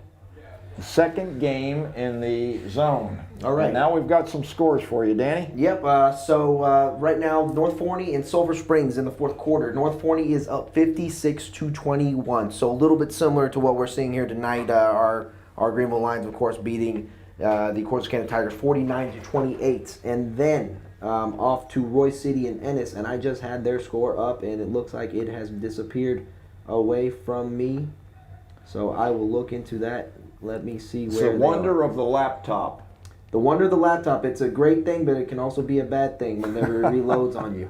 We're having some pictures taken by I don't know whether that's a parent or not, but That we might got be a coach. It might be a coach. All right, so I got the score, fourth quarter.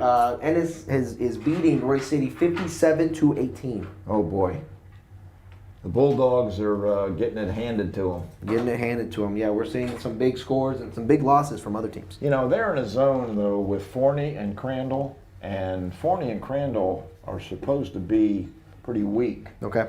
So it looks like, you know, Ennis and Royce City almost have a cakewalk to the playoffs.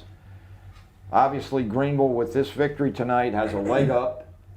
Regardless of what they do against North Forney, if they can finish the zone play with a victory over Sulphur Springs, which on paper would appear to be almost a sure thing, but you can't.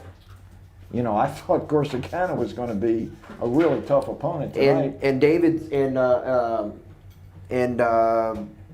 forgot what the website is called, but Dave Campbell. Dave Campbell's Texas Football. For gamblers out there, they had the Corsicana Tigers +1 over the Greenville Lions today. So they had a win.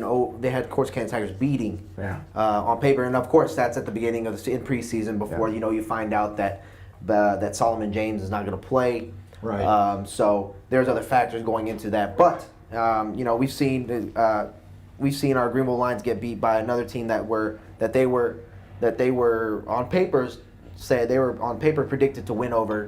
Greenville Lions probably took the team a little too lightly. Yeah. And they ended up with a loss. Well, Solomon James didn't play, and we haven't seen him play. At least I haven't. Yeah. But I'll tell you what, his backup, Javon Thomas, put on a real show tonight. Not through the air. He only attempted, I think, 2 passes, and both were incomplete.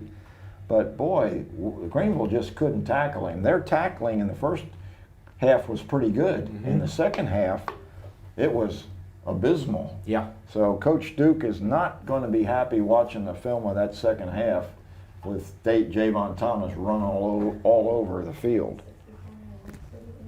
And Becca just says, updated me. You guys probably heard that. Ennis is either won the game or is beating them 64. Ennis is winning 64-18 over Royce City. Okay. Well, we'll leave you with smiling faces as the Greenville Lions defeat the Corsicana Tigers here at Tiger Stadium in Corsicana by the final score of 49-28. So for Rebecca and Danny Hernandez, I'm Bob Muty saying have a wonderful weekend. Good night, everybody.